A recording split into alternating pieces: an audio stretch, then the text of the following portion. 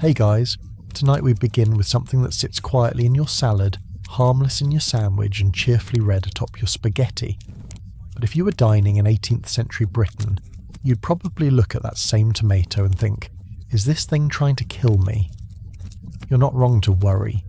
In Georgian times, people believed tomatoes were poisonous. Not upset your tummy poisonous. Full-blown fetch the priest poisonous. So before you get comfortable, take a moment to like the video and subscribe, but only if you genuinely enjoy what I do here. And let me know in the comments where you're tuning in from and what time it is for you. It's always fascinating to see who's drifting off with us from across the globe. Now dim the lights, maybe turn on a fan for that soft background hum, and let's ease into tonight's journey together. You're standing in the kitchen of a well-appointed Georgian home. The floor is polished. The hearth is crackling, and the cook is absolutely not pleased about the strange red thing the master has requested for dinner. On the wooden counter beside a bowl of boiled cabbage and a goose that's been roasted beyond recognition sits a tomato. It looks innocent, juicy, firm, cheerful. But the cook eyes it like it might hiss. You lean in. The tomato doesn't move. Of course it doesn't. But back then it wouldn't have needed to. Its reputation got there first.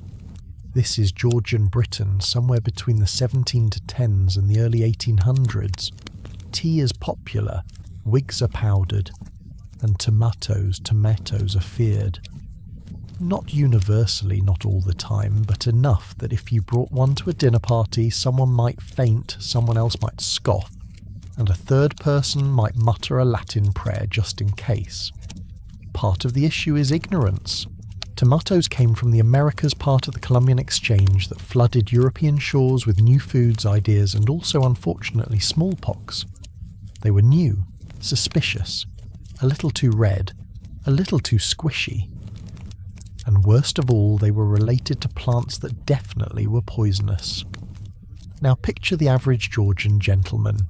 He's got his ruffled cuffs, his high opinions, and an elegant silver spoon ready for dinner. He's heard a rumour or two, something about people eating tomatoes and dying hours later, or getting stomach cramps so bad they screamed in Latin, or that tomato vines attract witches.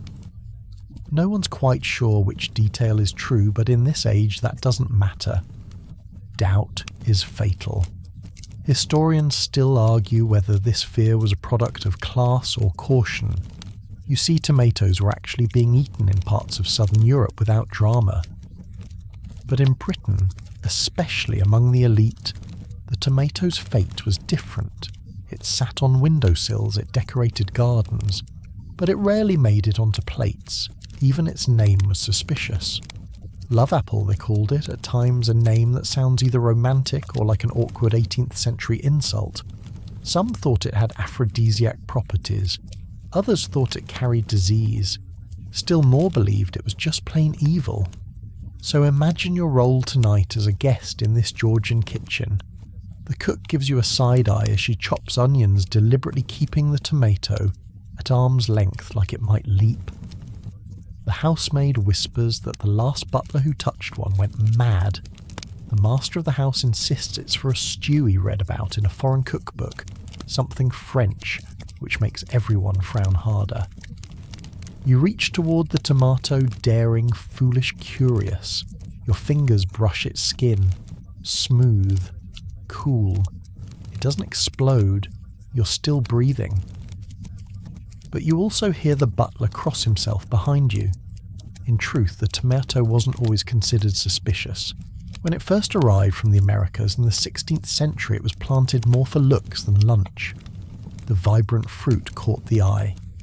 But like that friend of a friend who always shows up uninvited, it overstayed its welcome on British soil without earning much affection. Add to this the confusion of botany in the 1700s. Linnaeus was only just organising the plant world into categories, and tomatoes got lumped in with some very bad company.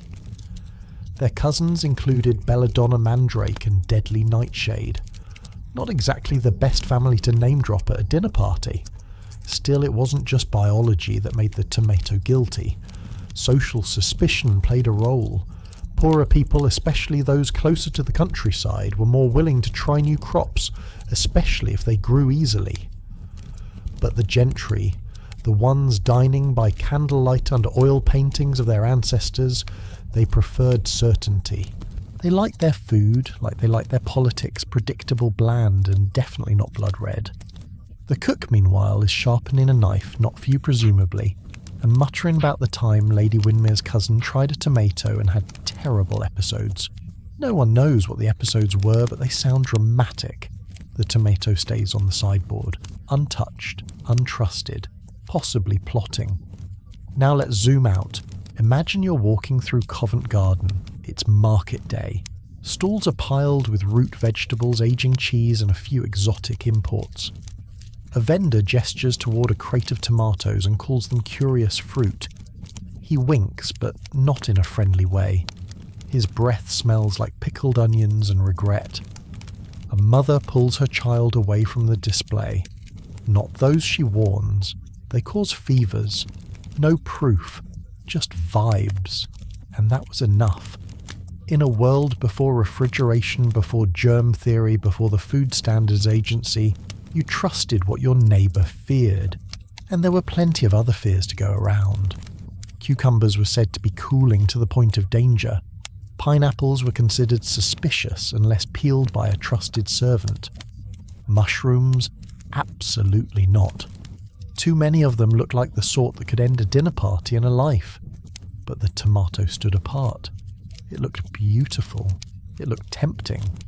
And that made it all the more dangerous. Georgian culture loved a good scandal, and the idea that something so visually appealing might kill you was too delicious to resist. You can almost hear the whispered warnings. He was fine until he ate the red thing. She served it with pork. Imagine tomato pie. The audacity. Even the name tomato sounded suspicious. Foreign, frivolous, one might say, continental. And in an era when Britain was obsessed with maintaining its identity culinary, and otherwise that was one tomato too far. So in this moment, as you stand in a flickering Georgian kitchen and stare at the fruit that dared to defy society, one thing becomes clear: the tomato wasn't poisonous, but the rumours sure were. You pick up the tomato again, still unbitten, still suspicious, and try to imagine what all the fuss was really about. It's smooth, bright, the skin taut and shiny like someone polished it with a cloth. Harmless, really. But to fully understand why this little fruit caused so much panic in Georgian Britain, you need to go back further, much further, back to the Americas. Long before powdered wigs and silver soup spoons, the tomato had already won hearts and stomachs across Mesoamerica. Cultivated by the Aztecs, who called it zitomatl, the fruit was a staple in sauces, stews, and all manner of dishes that modern food bloggers would call earthy and brightly acidic. It was beloved, useful, normal. But when European explorers began hauling unknown foods across the Atlantic in the Great Columbian Exchange, tomatoes among them, they didn't come with recipe cards or user instructions. They came labelled implicitly as strange. And strange didn't go over well in a Europe still figuring out how forks worked. Spain, to its credit, took the tomato in stride. Italy, though cautious, at first fell in love with it, but Northern Europe, Britain especially. That's where the story got sticky. By the 1600s, tomato seeds had found their way into English gardens, but not their kitchens. Why? Because of one particularly damning feature. The tomato looked like a fruit, but it belonged to the Solanaceae family, better known as the nightshades. And the nightshades were a club you didn't want to be in. Deadly nightshade, also known as belladonna, had a long and gruesome reputation.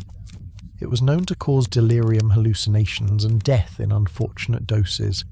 Its berries glossy and red, its leaves almost friendly looking, and its toxicity off the charts. So when botanists observed that tomatoes shared a few family traits, leaf structure, flower design, seed arrangement, the label stuck dangerous by association. Historians still argue whether the tomato's downfall was scientific guilt by association, or simply a product of culinary conservatism? Maybe both. But either way, once tomatoes were linked to belladonna, it didn't matter how many stews they made tastier. In Britain, they were plant non grata. Even the leaves of the tomato gave people pause. Crushed, they released a pungent odour, almost musty, not pleasant, not the sort of scent you want near your boiled mutton. That green, tangy smell. To Georgian noses it reeked of witchcraft. Literally. Some even claimed it caused headaches or fainting spells just by proximity. Tomatoes weren't just risky to eat, they were risky to smell. So instead, wealthy families placed tomato plants in conservatories or along their manor's southern walls, not to harvest them but to admire them. Like a pet you're too scared to touch.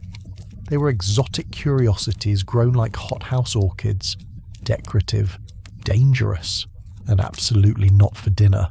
Or, meanwhile, the term love apple persisted first as a French misinterpretation of the Italian pomodoro, then as a full-blown Georgian nickname. It sounds lovely, right, love apple? But it didn't help the tomato's cause. In a society where modesty was stitched into corsets and propriety dictated everything from conversation to how one ate asparagus, a fruit associated with love-raised eyebrows. What kind of love exactly? Was it an aphrodisiac, a stimulant, a sin? This was, after all, a time when certain spices were still blamed for impure thoughts. Nutmeg was racy, cinnamon scandalous, so a red juicy fruit named after romance, no thank you. There's a moment in your imagined Georgian day when you see a maid slip a tomato from the conservatory. She doesn't eat it, no one's that bold, but she crushes it into a wash basin convinced it will soften her hands. There's no science to support that. But then again, this is an era when goose grease is still used for coughs, and leeches are having a medical moment. That's the paradox of Georgian England. Tomatoes were feared for reasons that made little sense, while other equally questionable practices went unchallenged. People smoked dried toad skins to treat gout, but a tomato was too risky. And then there's the class element. While the upper crust sniffed at tomatoes or recoiled entirely, some working-class household did begin experimenting with them. Tomatoes grew easily, they weren't picky, and in the right stew they added a tang that made bland turnips slightly less tragic. These lower-class cooks weren't driven by botany or fashion, they were driven by necessity. But their choices didn't shift public opinion immediately.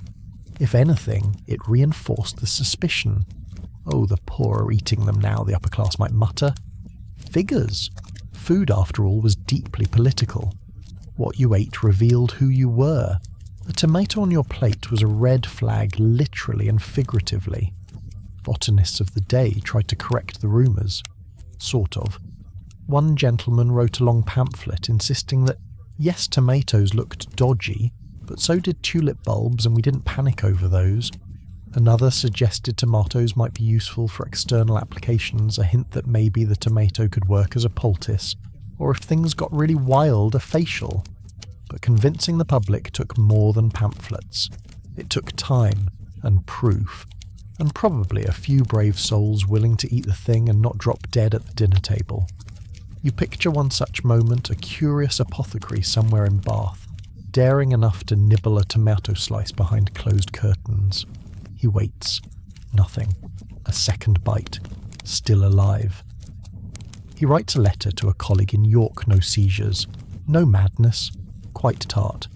Pairs badly with eel. Not exactly the Michelin guide, but it's a start. Still progress is slow. People gossip. They embellish. A man in Devon eats a tomato and happens to die 3 days later from unrelated causes. Tomatoes take the blame. A woman in Brighton boils tomatoes into a sauce. Her guests fall ill, with what we now know was likely bad shellfish. But the tomato is the headline. It doesn't help that newspapers and pamphlets of the era love a good scare. Beware the red fruit, one broadsheet may have declared. Physicians warn of digestive mischief, another teases.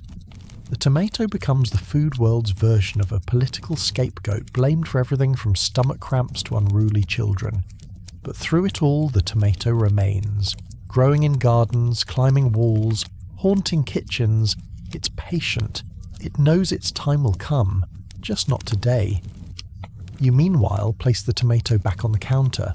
You've learned its secrets, traced its transatlantic journey, watched it fall from Aztec glory to British suspicion. And somehow it still looks proud, slightly smug even, like it knows this is all just a phase, and in a way it's right. The tomato now sits quietly on the counter, defiant in its harmlessness. But the cook still isn't convinced. She's muttering under her breath while polishing a silver serving spoon. And that's when it hits you, the spoon might be the real killer here. You see, one of the most peculiar, oddly poetic reasons tomatoes gained such a notorious reputation in Georgian England had nothing to do with the tomato itself. It was the dinnerware, specifically pewter plates and silver spoons. Elegant, expensive, and if paired with tomatoes, potentially deadly. Let's unpack that. In the 1700s, especially among the wealthy classes, pewter was the standard for dinner plates. Pewter back then wasn't the lead-free, modern-friendly alloy we know today. No Georgian pewter often contained a generous helping of actual lead-heavy toxic, and just waiting for the right chemical partner. That partner, our old friend the acidic tomato. When tomatoes ripe, juicy, tangy were placed on these plates, the acid would interact with the lead, not in a cute way, in a chemical way. It would leach the lead right out of the metal and into the food, essentially marinating your meal in poison. And so people ate tomatoes, and they did get sick. Headaches, vomiting, joint pain symptoms of lead poisoning, but back then no one connected the dots. They didn't know what lead did to the human body. They only knew the pattern tomato on a pewter plate equals problems. The logic was flawed but understandable. What else could they blame the fish? Never. The fish had a good reputation. Silver didn't fare much better. High society dined with shining silver utensils, spoons, forks, serving dishes polished to mirror perfection. But when acidic food touched tarnished silver, it left black streaks. Tomatoes with their tangy juice often reacted with the silver in a way that made meals look grotesque. Food turned odd colours. The taste could shift.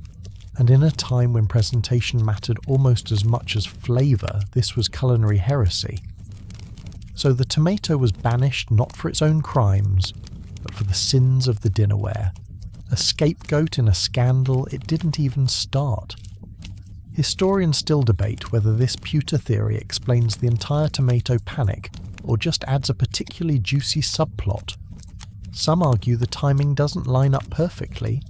Others suggest the symptoms of lead poisoning took too long to develop for the tomato to be blamed so directly. But the story holds weight. It's repeated in history books, whispered in museum tours, and occasionally dropped into food blogs looking to spice up a tomato soup recipe with a dash of drama. Regardless of whether the chemistry was perfectly understood, people saw what they saw. Eat a tomato, fall ill. That's all they needed. And the problem snowballed.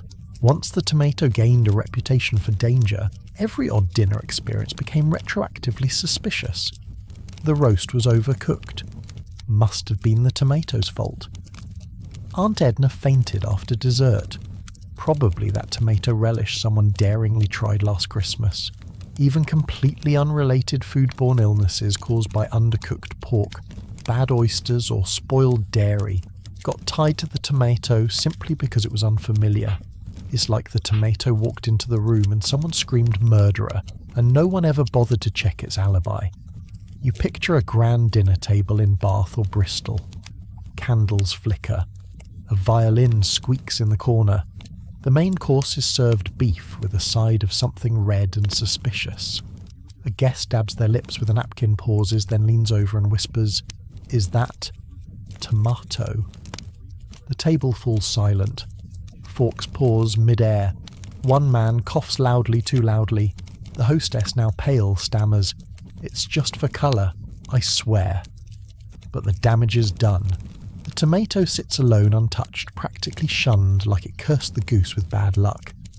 It didn't help that some 18th century cookbooks describe the tomato as something to be handled with care, not cooked with flair, not added for brightness, just caution. You know, like arsenic, or your cousin's improv poetry. Even among adventurous eaters, the tomato required justification. You must boil it, they'd say, or roast it until the poison burns off. One man claimed that peeling the skin removed the danger. Another believed that cutting the tomato crosswise rather than lengthwise neutralized its toxins, because apparently geometry mattered. In some circles, tomatoes were actually believed to absorb poison from other foods. Imagine that. The tomato as a kind of culinary lightning rod drawing danger into itself, so that your lamb chops might live to tell the tale. And there's the irony. While the tomato was blamed for sickness it didn't cause, it was simultaneously credited with absorbing other poisons, protecting people from spoiled meat or suspect sources. The tomato was both villain and reluctant hero, a food caught in its own soap opera. You imagine a well-meaning housemaid trying to save her sickly employer. She boils a tomato, mixes it with herbs and offers it as a curative. "It'll draw out the vapours, madam," she says. The lady takes a spoonful, wrinkles her nose and promptly faints. The maid is blamed. The tomato burned. The illness, probably scurvy. Even writers and thinkers of the time got in on the confusion. Some medical texts warned against foreign fruits of crimson hue. Others vaguely endorsed tomatoes as useful in certain southern climates, but unfitting for the British Constitution. One man claimed tomatoes gave him dreams of fire and snakes. He might have had a fever or just an overactive imagination, but again the tomato was blamed. And still they grew, in gardens, in greenhouses, on estate grounds where noblemen bragged about their exotic plants but refused to eat them. Tomatoes became horticultural trophies, things you showed off to guests while dramatically saying, "Of course we don't eat them." You stroll through one of those gardens now. It's summer. The vines are heavy with fruit. A gardener trims them carefully, but when asked how they taste, he shrugs. "Wouldn't know, sir. I value my innards." There's a tragic comedy in all this. A food loved in one country, feared in another, all because it played a little too nice with the wrong dinner plate. So tonight, as you imagine your candlelit meal in Georgian England, spare a thought for that lonely tomato. Shunned, blamed, misunderstood, sitting on its pewter plate like a fruit waiting for someone to believe in it. It doesn't mind. It knows its day is coming. So here you're standing in a garden again, watching the tomato busk in the sun growing quietly next to rosemary and gooseberries. And yet no one wants to eat it. Why? Because botanically, it's guilty by association. The tomato's family tree is complicated. Let's get into the weeds, literally. The tomato belongs to the Solanaea family, also known as the nightshades. And if that name sounds like it came from a gothic novel or a potion label in a witch's pantry, you're not far off. This family includes some of the most infamous flora in history: deadly nightshade, atropa, belladonna, henbane, mandrake and tobacco. It's like the botanical version of a true crime family. And the tomato. Just sitting there, with red cheeks, trying to convince everyone it's the innocent cousin. Deadly nightshade in particular loomed large in the imagination of Georgian society. It had been known since Roman times to cause delirium, hallucinations and death. Witches, according to folklore, used it in flying ointments. Healers employed it for pain, though often overshot the dosage and well permanently relieved the patient. So when Georgian botanists saw that the tomato had similar leaves and flower structures, the reaction was less "how interesting" and more "oh no, not another one." Historians still argue whether the tomato's guilt by family was the single largest factor in its rejection, or just part of a tangled web.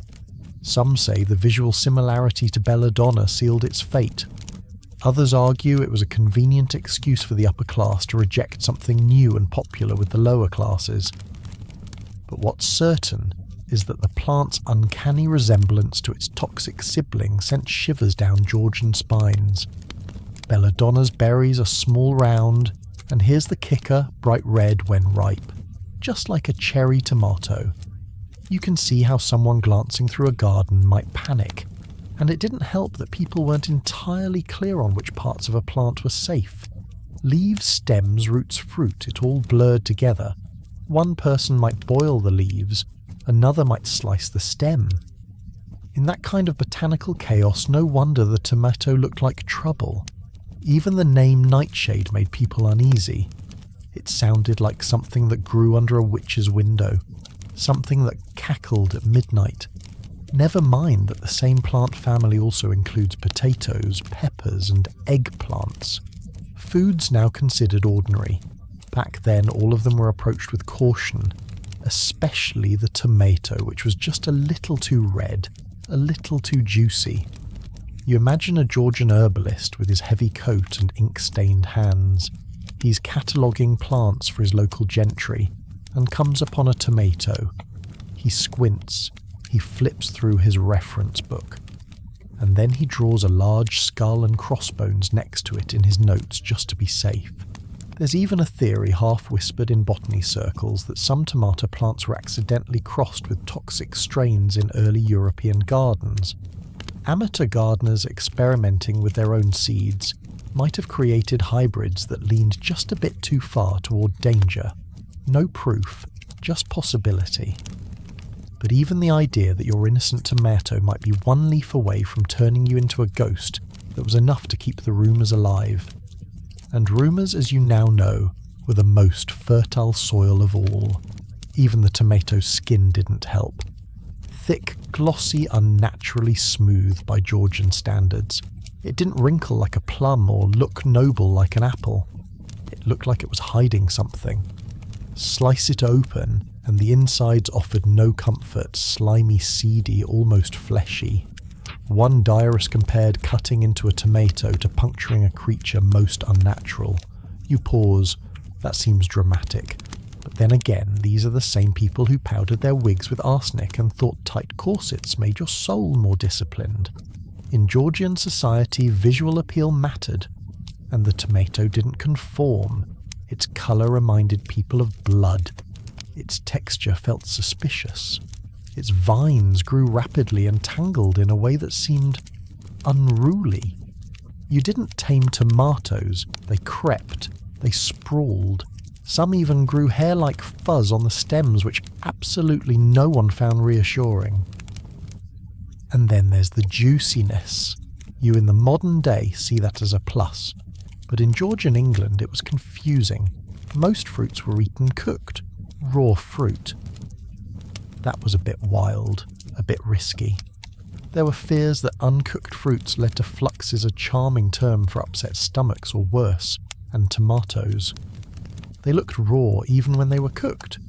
One doctor reportedly warned that eating raw tomatoes might excite a bubbling in the bowels. He didn't elaborate, he didn't need to. You stroll now through a farmer's market in 1775. A vendor offers apples, plums, pears, and what's that? A tomato, it's hidden at the back. He winks at you and says, "For growing, not for chewing." You nod. Of course. Wouldn't dream of it. Another stall features tomato seedlings. The sign says ornamental fruit for conservatory use only. You ask what happens if someone eats one. The woman shrugs. Wouldn't be proper, she says, and in Georgian England that might be the scariest verdict of all. Properness was everything. If society said a thing was improper, it might as well be cursed. And so the tomato remained on the margins, not quite banned, not quite embraced. Just there, watching, waiting. And yet a few brave souls pressed on. Experimental gardeners, immigrant families who brought recipes from warmer climates, curious doctors with time on their hands and possibly too much sherry. They began to notice something. When they did eat tomatoes prepared with care, cooked slowly or stewed into sauces, they didn't die. In fact, some of them felt fine. Some even liked the taste. And so the cracks began to form in the wall of superstition. Quietly, privately, without drama. But don't get too excited yet. The mainstream wasn't ready. The tomato still had many chapters to survive before it reached your salad bowl. For now, it's still guilty, still feared, still seen as that strange red relative from the Americas who shows up uninvited wearing too much perfume and whispering about herbal remedies. You can almost hear the whispers of a dinner guest, "Don't eat the red fruit." It's one of the nightshades. And someone nods solemnly. No one knows exactly what that means, but it sounds ominous enough. Let's shift the lens now, not to the tomato itself, but to the people staring at it from across the garden wall. You're in a Georgian village. Cobblestone roads, chimneys puffing gentle trails of smoke, and two very different households side by side, one grand and gleaming, the other humble and slightly wonky. One with servants polishing silver, the other with children digging potatoes out of muddy rows. Both have tomato plants in their gardens, but what they do with those tomatoes, that's where the story splits. Because when it came to the tomato, this wasn't just a tale of botanical suspicion, it was also about class. Wealthy Georgians, those in tailored coats and powdered wigs, were often the ones fueling the rumours. They didn't trust the tomato, didn't understand it, and certainly didn't eat it. But they did love to show it off. Tomato plants became status symbols nestled between lavender hedges and trimmed boxwood. A burst of scarlet fruit against manicured green was considered fashionable. Not as food, mind you, just as a talking point, something to admire over a dry sherry before dinner. Meanwhile, in the poorer parts of town or tucked behind countryside cottages, people were far more practical. They didn't have the luxury of garden decoration. If they grew something, it was to eat. And slowly, quietly, a handful of them started adding tomatoes to soups and stews, especially in areas influenced by foreign trade or returning sailors who'd seen the tomato treated more casually in warmer lands. Historians still argue whether this working-class adoption of tomatoes helped break the stigma or worsened it in elite eyes. Some scholars believe the upper classes viewed the tomato's growing popularity among the poor as confirmation of its inferiority, if not its danger. Others suggest that as more people began cooking with tomatoes without dropping dead, the elite had no choice but to reconsider. But at the time, the divide was clear. In wealthy homes, tomatoes were displayed like exotic birds. In poorer homes, they were sliced and tossed into boiling pots next to turnips. One group feared poison, the other feared hunger. And this divide wasn't just culinary, it was cultural. Georgian Britain was a society obsessed with class boundaries. Who you married, how you dressed, even what you believed about health and food. It all spoke volumes about your place in the social pecking order. And food in particular was a loud, crunchy, slurpable expression of that class divide. Imagine a middle-class hostess in the 1790s throwing a modest dinner party. She wants to impress. She reads about tomatoes in a French recipe but hesitates. What if her guests gossip? What if someone thinks she's gone foreign or worse, cheap? Still, she risks it. She makes a tomato tart cautiously seasoned, beautifully arranged. Her guests arrive. There are compliments, a few brave bites. No one dies. But the tomato tart is never mentioned again. It becomes a sort of culinary ghost, present tasted but unspoken. And afterwards she returns to safer recipes. Meanwhile, her maid asks for the leftovers. It's easy to romanticize this divide as courage of the common folk, but it wasn't always about bravery. Sometimes people just didn't have the luxury of fear. If tomatoes were growing and the turnips ran out, you used them. That wasn't culinary rebellion, it was survival. And over time, this necessity bred familiarity. A grandmother boiled tomatoes into broth when her grandson had a cold. A neighbour added a slice to bread for freshness. A sailor brought home a jar of tomato preserves from Lisbon and swore it cured his seasickness, probably a lie, but a charming one. Still, none of this was happening in cookbooks. Georgian recipe writers rarely mentioned tomatoes, and when they did, it was with a raised eyebrow and a clear warning. Words like curious foreign or not for general use often appeared next to tomato-based entries. Some authors went so far as to suggest recipes for novelty, only like preparing tomatoes as a parlour trick, not an actual dinner option. The class distinction extended to doctors as well.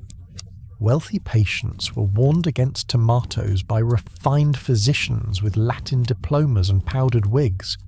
Too acidic, they'd say. Unsettles the humours, but village healers and herbalists, they might just mash up a tomato and smear it on a boil. No scientific method, of course, just intuition stories and maybe a bit of desperation.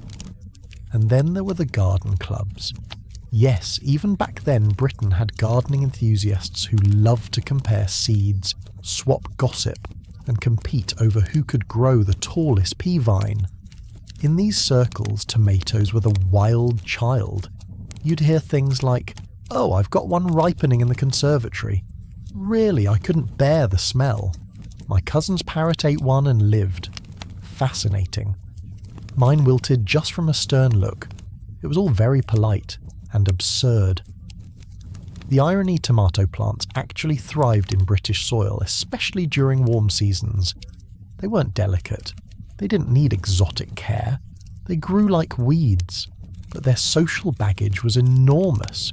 You weren't just growing a fruit, you were inviting judgment into your garden. One baron reportedly insisted that all tomato plants on his estate be referred to as decorative climbers so no one would think he'd become, heaven forbid, continental. And yet some of those very nobles were quietly consuming tomato sauces on their continental travels. Italy in particular was leading the charge in culinary tomato innovation, and British elites visiting Florence or Naples often returned with secret cravings they dared not discuss at home. It's a bit like pretending to hate pineapple on pizza, but secretly loving it in your hotel room. So in the Georgian era, the tomato wasn't just a food, it was a statement of class, of taste, of risk tolerance. The fruit was practically a Rorschach test. What you saw in it said more about you than it did about the tomato. Tonight, as you imagine yourself wandering between hedgerows, peeking into kitchens and smelling soup, simmering in soot-darkened hearths, notice how the tomato plays its part.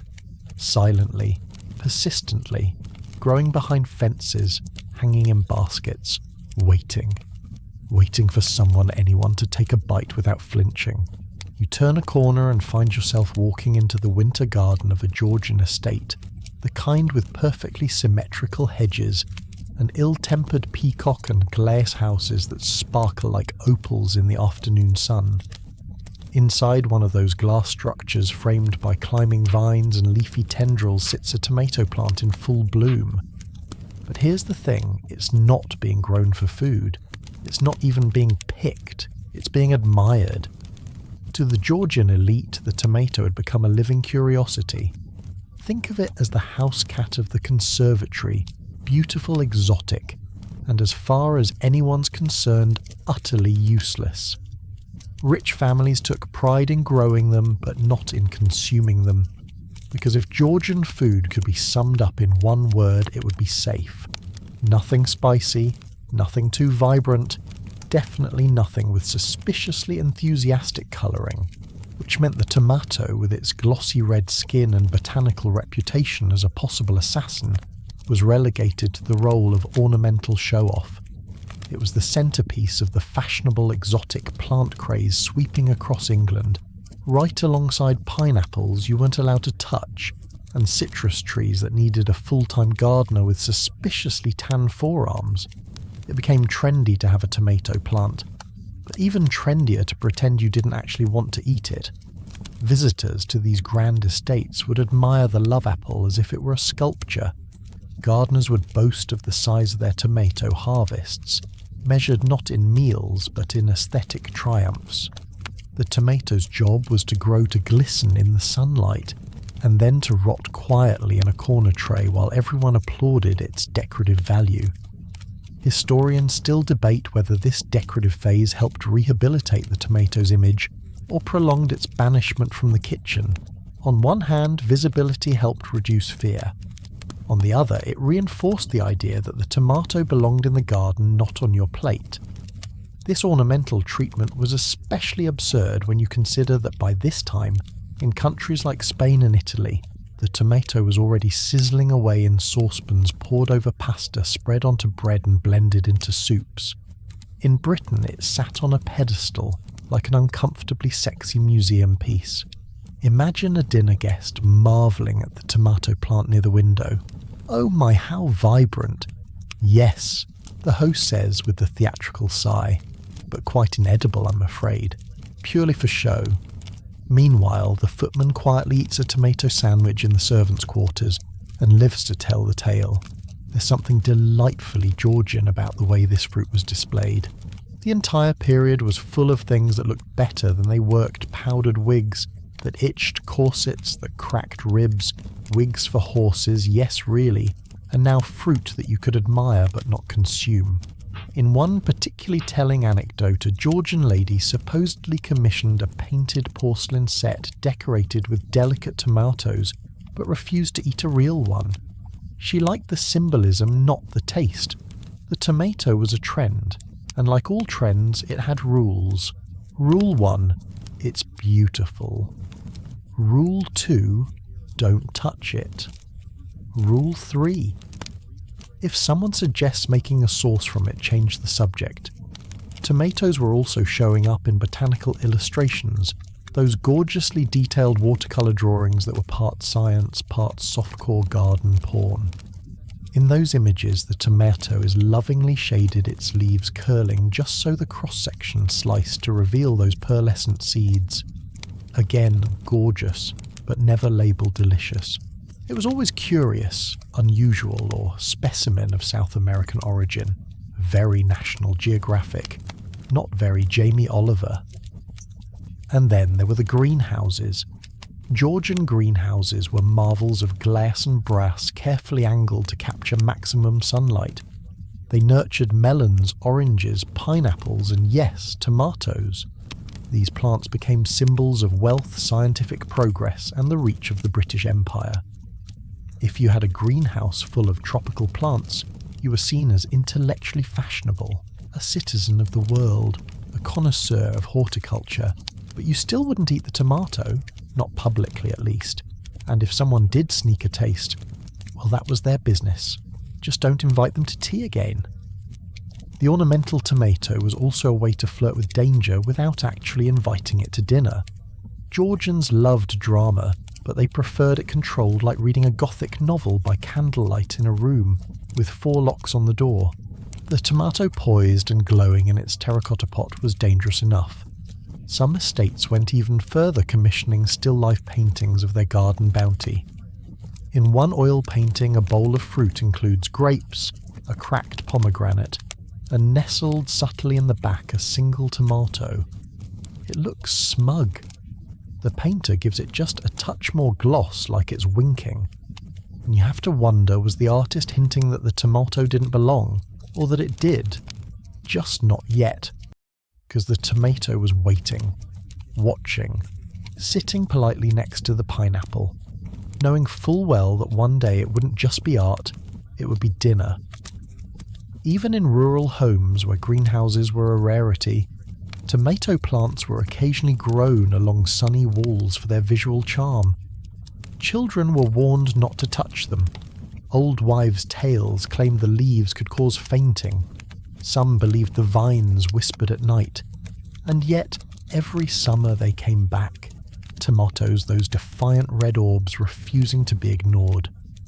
There's a certain comedy in all this, a fruit grown with effort, nurtured with care, then tossed into the compost pile because no one dared test its flavour. You picture a Georgian gardener trimming tomato vines while muttering useless fruit. Pretty though. That's the real twist, the tomato wasn't useless. It was just ahead of its time, a misunderstood masterpiece in a world too scared of anything with flavour. So tonight, as the breeze rustles through that glasshouse and the peacock lets out another annoyed squawk, glance once more at the tomato plant. The one that's never been picked. The one that everyone praises but no one tastes. It's not just a fruit anymore, it's a symbol of fear, of vanity, of untapped potential, and it's getting hungrier for justice. Let's say, just for fun, you've defied the odds. You've eaten the tomato, you're still breathing. Congratulations, your courage deserves applause. But now you've got a stomachache. Because of the tomato, probably not. Because of whatever the cook paired it with. Almost certainly. But that didn't stop Georgian doctors from reaching for their ink pots and immediately blaming the Red Menace.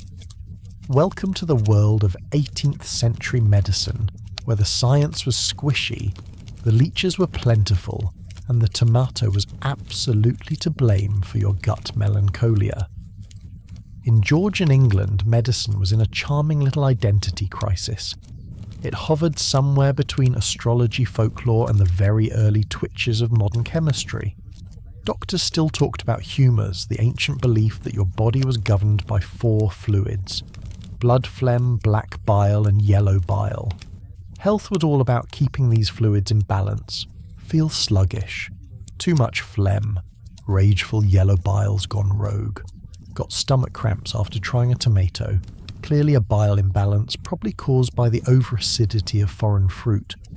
Historians still argue whether medical fear of the tomato was genuinely rooted in clinical observation, or just an extension of broader social anxieties. Either way, the medical elite treated tomatoes like a rogue wave crashing into the calm pond of British digestion. One popular belief was that tomatoes caused heat of the liver, which sounds like something a dragon might suffer from. Others warned that they were melancholy-inducing, which in fairness is how some people still feel about under-seasoned tomato soup. In these theories, the red colour itself was suspicious. If a food looked like blood, maybe it stirred the blood, overheated it, disrupted the balance, gave you unwelcome urges, or dreams, or gout. Honestly, they weren't quite sure. One gentleman doctor with a fantastic moustache and questionable credentials wrote that tomatoes unsettle the lower viscera and may lead to a disquiet in the stomach not fit for polite company. That's 18th century speak for, you'll get gas, and it will embarrass us all. Another theory, that tomatoes provoked a condition called bilious flux, a delightfully vague term that could mean diarrhea, vomiting, general malaise, or any combination of the above. Flux was one of those medical words you could apply to anything. It sounded technical. But mostly it just meant something unpleasant is happening and we're going to pretend we understand it. Of course, what many of these doctors didn't realise was that tomatoes, especially when eaten raw, did sometimes cause tummy troubles. Not because they were toxic, but because they weren't always washed properly. Sanitation wasn't exactly the strong suit of the Georgian pantry. If a tomato rolled across a cutting board that had just hosted a slab of raw pork, things could go south quickly. But rather than blaming hygiene, the tomato became the fall guy. You picture it now, a well-dressed patient lying in bed, groaning. A physician arrives, sniffing his snuff and furrowing his brow. Did the gentleman consume anything? Red. A butler nods gravely. Yes, sir. A tomato slice. With trout. The doctor gasps. A tomato with fish. My heavens. Fetch the laudanum. In some apothecaries, tomatoes were even banned from medicinal compounding rooms. Not because of a known hazard, just because they gave the assistants the heebie-jeebies. Too soft, one noted. Too wet. Another wrote in his journal that touching a tomato gave him visions of blood-soaked linens. He may have needed a different kind of doctor altogether. Still, not all medical minds were against it. A few progressive physicians, often those trained abroad, began to experiment with tomato-based concoctions. Tomato syrup, tomato tonic, even tomato pills dried and powdered and sold with vague promises like restores vigour or steadies the spleen. Most of these were bunk, but some may have had real effects. Tomatoes, after all, contain vitamin C, which no one knew about yet, but everyone needed. One enterprising man in Bath offered tomato tincture to treat melancholia. Testimonials, probably written by himself, claimed it brightened the mind and soothed the colon. How did it taste? Bad. Very bad. But that only made it more convincing. In Georgian medicine, if something tasted awful, it had to be working. Meanwhile, newspapers ran the occasional alarmist letter. My neighbour tried a tomato paste, one writer declared, and now speaks only in rhyme. Another swore that his aunt, after one spoonful of tomato broth, began to hallucinate that her teapot was a ghost. The tomato was being blamed not just for indigestion, but for poetry and hauntings. You imagine a middle-class father warning his children, "Don't touch the tomato, or you'll dream of demons and start skipping." And the children nod solemnly, vowing never to eat anything shiny again. Tomatoes were even associated briefly and bizarrely with female hysterics. Some doctors warned that women of a nervous disposition might find the tomato too stimulating, too colourful, too evocative. One treatise suggested that a woman's pulse might quicken upon handling a tomato and that it could agitate the womb. It's unclear what that means, and honestly no one's brave enough to ask. But as always, a few brave souls pushed back. One pamphlet from 1798 tells the story of a woman in Norfolk who, upon being told tomatoes were dangerous, replied, "Well, so is childbirth, but we still go through with it." She ate 3 tomatoes, lived, and apparently felt quite refreshed. The author concludes the account with the note she later married a man with sound teeth and lived happily.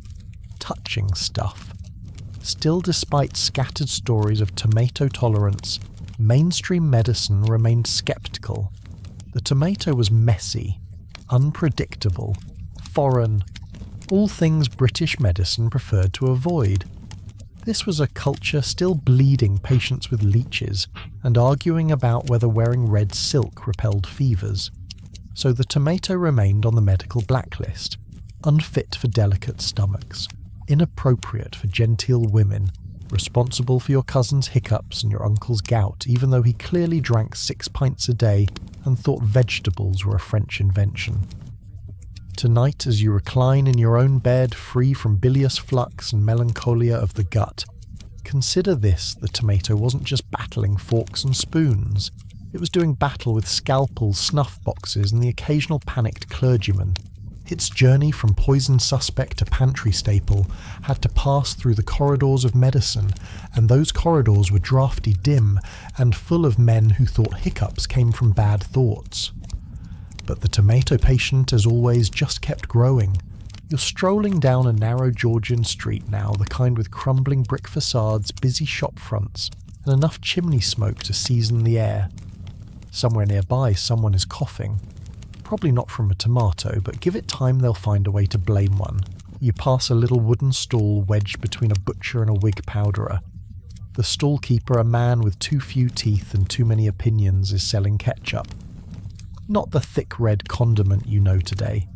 This ketchup is brown, thin, smells like vinegar and dried anchovies, and has absolutely no tomato in it. Because here's the twist: before the tomato ketchup we know and love, there was ketchup or catsup or catchup, and it had its own weird fishy life. In Georgian England, ketchup was a borrowed idea. The word itself came from the Chinese ketsiap, a fermented fish sauce that travelled through trade routes and evolved with each port. By the time it reached Britain, it was unrecognisable, a sort of sour, savoury sauce made with mushrooms, walnuts, anchovies, and an unholy amount of salt. Delicious maybe, reliable barely, red not even close. But then somewhere in the late 1700s someone had an idea. What if we added tomato to the mix? So you can picture the hesitation. A cook in a dingy London kitchen staring at a tomato like it just dared him to duel. He's read the warnings, he's heard the gossip, but he's also seen how tomato sauces are taking off in Italy, and the mushroom ketchup has gone slightly off. So in a moment of culinary rebellion, or perhaps desperation, he chops a tomato, tosses it into the pot stirs and prays. And it doesn't kill anyone. In fact, it tastes bright, sharp, a little sweet, a little wild, like vinegar that's been on vacation. From here, the tomato ketchup experiment snowballs, slowly, quietly, with the kind of stealth you'd expect from a condiment with a reputation problem. Early tomato ketchups were homemade, nothing bottled, nothing branded. Recipes passed between brave cooks and hungry apprentices like secret handshakes. Historians still debate when exactly tomato ketchup gained enough traction to be considered a thing.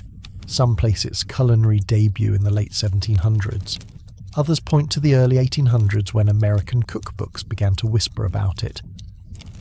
But in Britain, tomato ketchup remained a fringe sauce, used but not praised, tasted but not trusted. Why? Because tomatoes still weren't fully accepted as food. Adding them to a sauce was like smuggling contraband into the pantry. People liked the taste, but they didn't like admitting that they liked the taste. And then there was the problem of preservation. Tomatoes spoiled fast. Georgian kitchens didn't have refrigeration or even consistent jar sealing methods. So early tomato ketchups often went bad before the last spoonful. Some turned mouldy, others fermented and exploded. One poor merchant in York reportedly lost an entire shelf to bottled red ruin, as he called it. And so the tomato ketchup became associated with unpredictability. That didn't stop the quacks. By the late 1700s, tomato ketchup had started making appearances in medicine. Not formal prescriptions, mind you. More like those charming early cure-all pamphlets printed by men with beards and too much time.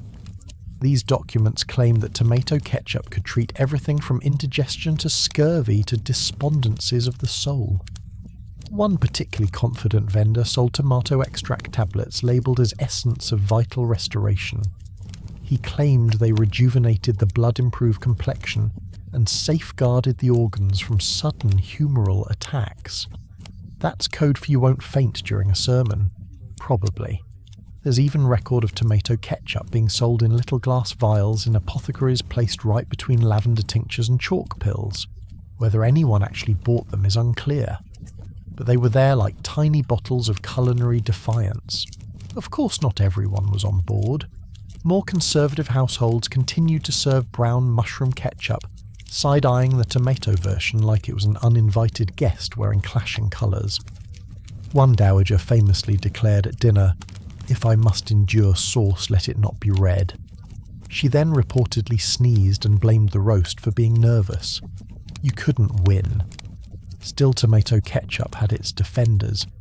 Food enthusiasts began to print recipes in fringe cookbooks, often with disclaimers like, "for those of a more daring tongue." The instructions were elaborate: roast the tomatoes, remove the skins, boil with vinegar, salt, cloves, sometimes sugar, sometimes brandy strained through fine muslin bottle. Carefully seal with wax store in a cool cellar and pray no one knocks it over. The result: a sauce that was tangy, aromatic, oddly addictive, and miraculously legal. The tomato had found a loophole. If it couldn't be served fresh or sliced or roasted without suspicion, it could be disguised as a condiment, a background note, a secret guest at the flavour party. And this opened doors. Tomato ketchup began appearing in stews, sneaking into meat pies, jazzing up otherwise bland boiled dinners. It was used cautiously like a risky perfume, just a dash, just a drop, just enough to make you feel daring without risking a public health scandal. And then there's the secret weapon: children. Young people were far less attached to the old superstitions. Their taste buds, unburdened by tales of flukes and melancholia, simply liked what they liked. And some of them liked tomato ketchup, especially on fried things. It wasn't widespread yet, but the tomato's long game was working. By the end of the 18th century, the tomato had wedged its way into British kitchens, not on plates, but in jars. Not with pride, but with persistence. And through the medium of ketchup, it began to taste a little less foreign, a little less feared, and a little more like the future. So tonight, when you reach for your ketchup bottle, or perhaps imagine it glowing in the fridge beside your oat milk and leftover risotto, remember that this simple sauce was once a bold experiment, a medical cure, a culinary prank, a whispered rebellion. The tomato didn't just win acceptance with salads and sandwiches. It squeezed itself into your heart through a narrow-necked bottle of tangy, vinegary mischief. And it's been smirking ever since. The wind shifts a little as you wander past the Thames, and in the distance you hear it someone grumbling in English about Italian cooking. a very British sound. And no, they're not upset about the portion sizes or the garlic. They're talking, of course, about the tomato. Because while Georgian England was fretting over tomatoes like they were demons in fruit suits, Italy was over there, thriving, practically bathing in tomato sauce. Yes, while your average British noble was clutching his stomach after merely hearing the words salsa, Italian cooks were dicing, stewing, roasting, and devouring tomatoes with zero fear and maximum joy. You could say Italy was already living in the tomato-filled future, vibrant, fragrant, unapologetically messy, and thoroughly delicious. So let's take a slow detour south, just for perspective. Picture Naples in the mid-1700s, narrow stone alleys, clotheslines swaying overhead, the scent of basil and garlic drifting from open windows. A pot of sauce simmers on every corner. Tomatoes by then were not exotic novelties, they were life. They were sustenance. They were dinner. In those hot Mediterranean kitchens, tomato sauce was a humble hero, mixed with olive oil poured over pasta soaked into bread. No one hesitated, no one feared, in fact no one thought twice. Tomato was food, essential even. And the kicker, it had been for decades already. Historians still debate exactly when tomatoes became a regular ingredient in Italian cuisine, but by the late 1600s and early 1700s, southern Italians, especially in regions like Naples, Sicily, Calabria and Apulia, had already integrated them into the rhythm of everyday cooking. Not everywhere, and not all at once, but enough to say the tomato had officially been adopted. What began as cautious experimentation evolved into regional identity. Italian farmers selected for better flavour thinner skins, more pulp, fewer seeds. The tomato was being bred not just to survive, but to please.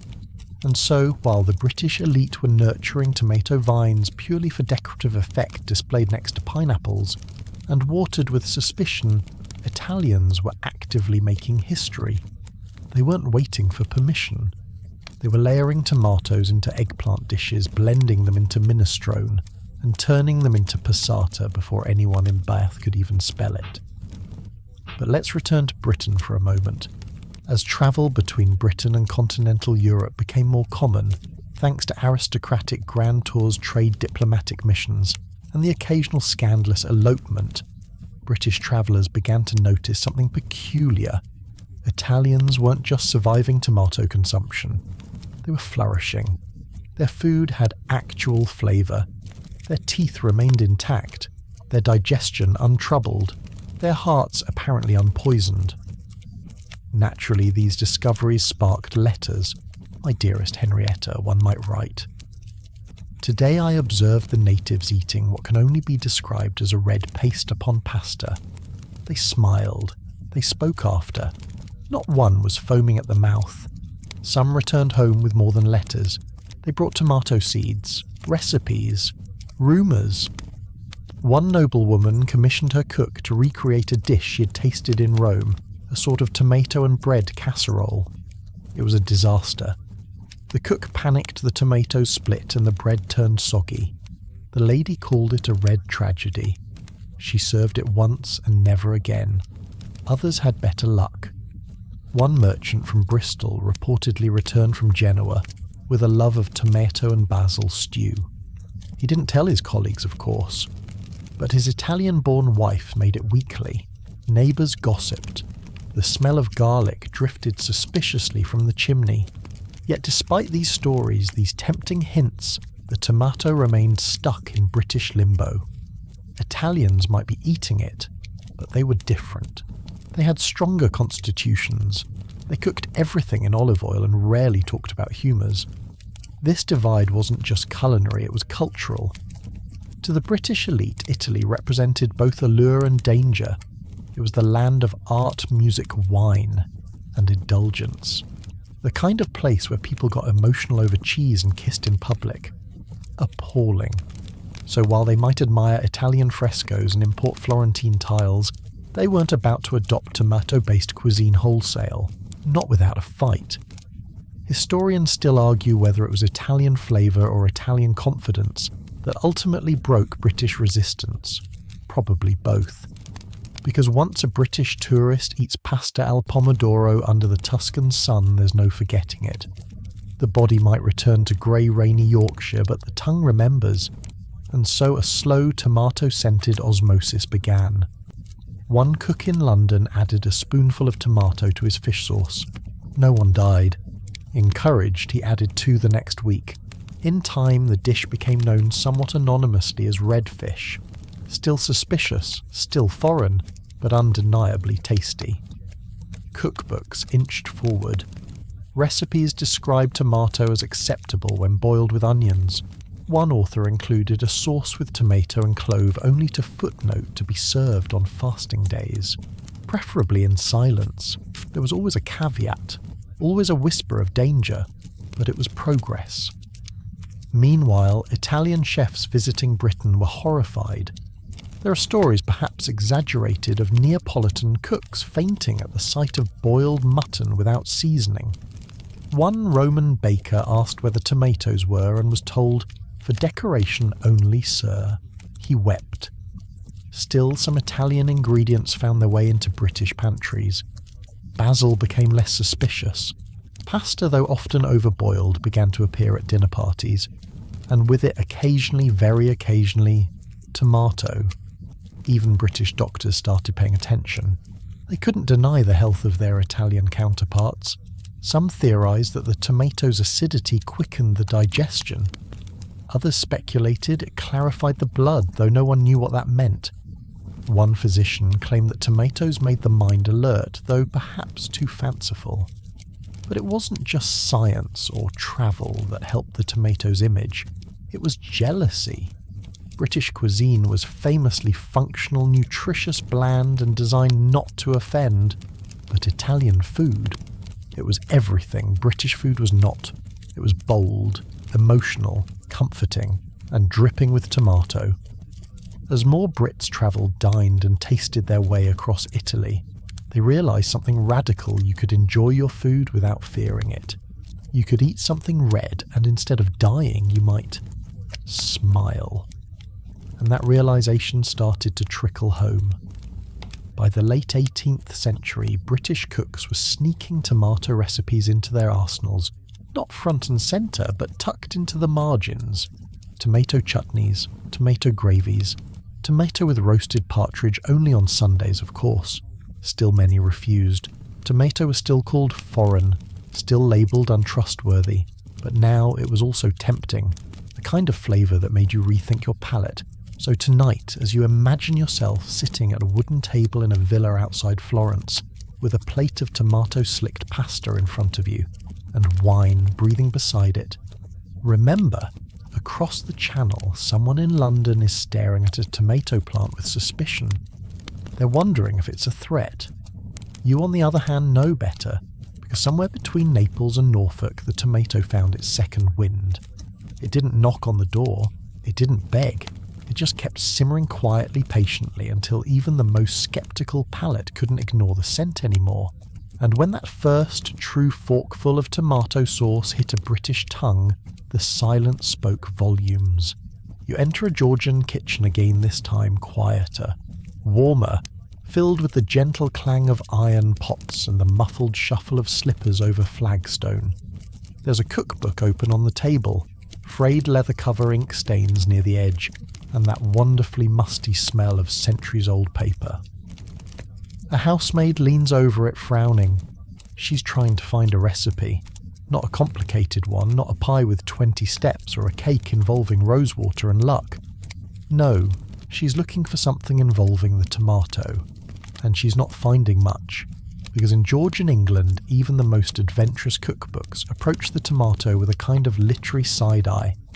In fact, that's the heart of tonight's chapter, how the cookbooks, the printed voices of the age, talked about the tomato as though it were a house guest who might steal the silver. Turn a few pages of any popular culinary tome from the 1700s, and you'll notice a pattern. Recipes abound for boiled mutton, bread sauce custards, eel pies, suet dumplings, and more things that sound like they were invented by people angry at their taste buds. But tomatoes. If they're there at all, they're spoken of in whispers, or worse, apologies. One of the earliest English cookbook references to tomatoes appears in Hannah Glass's The Art of Cookery Made Plain and Easy, 1747, an otherwise confident no-nonsense guide for the well-to-do household.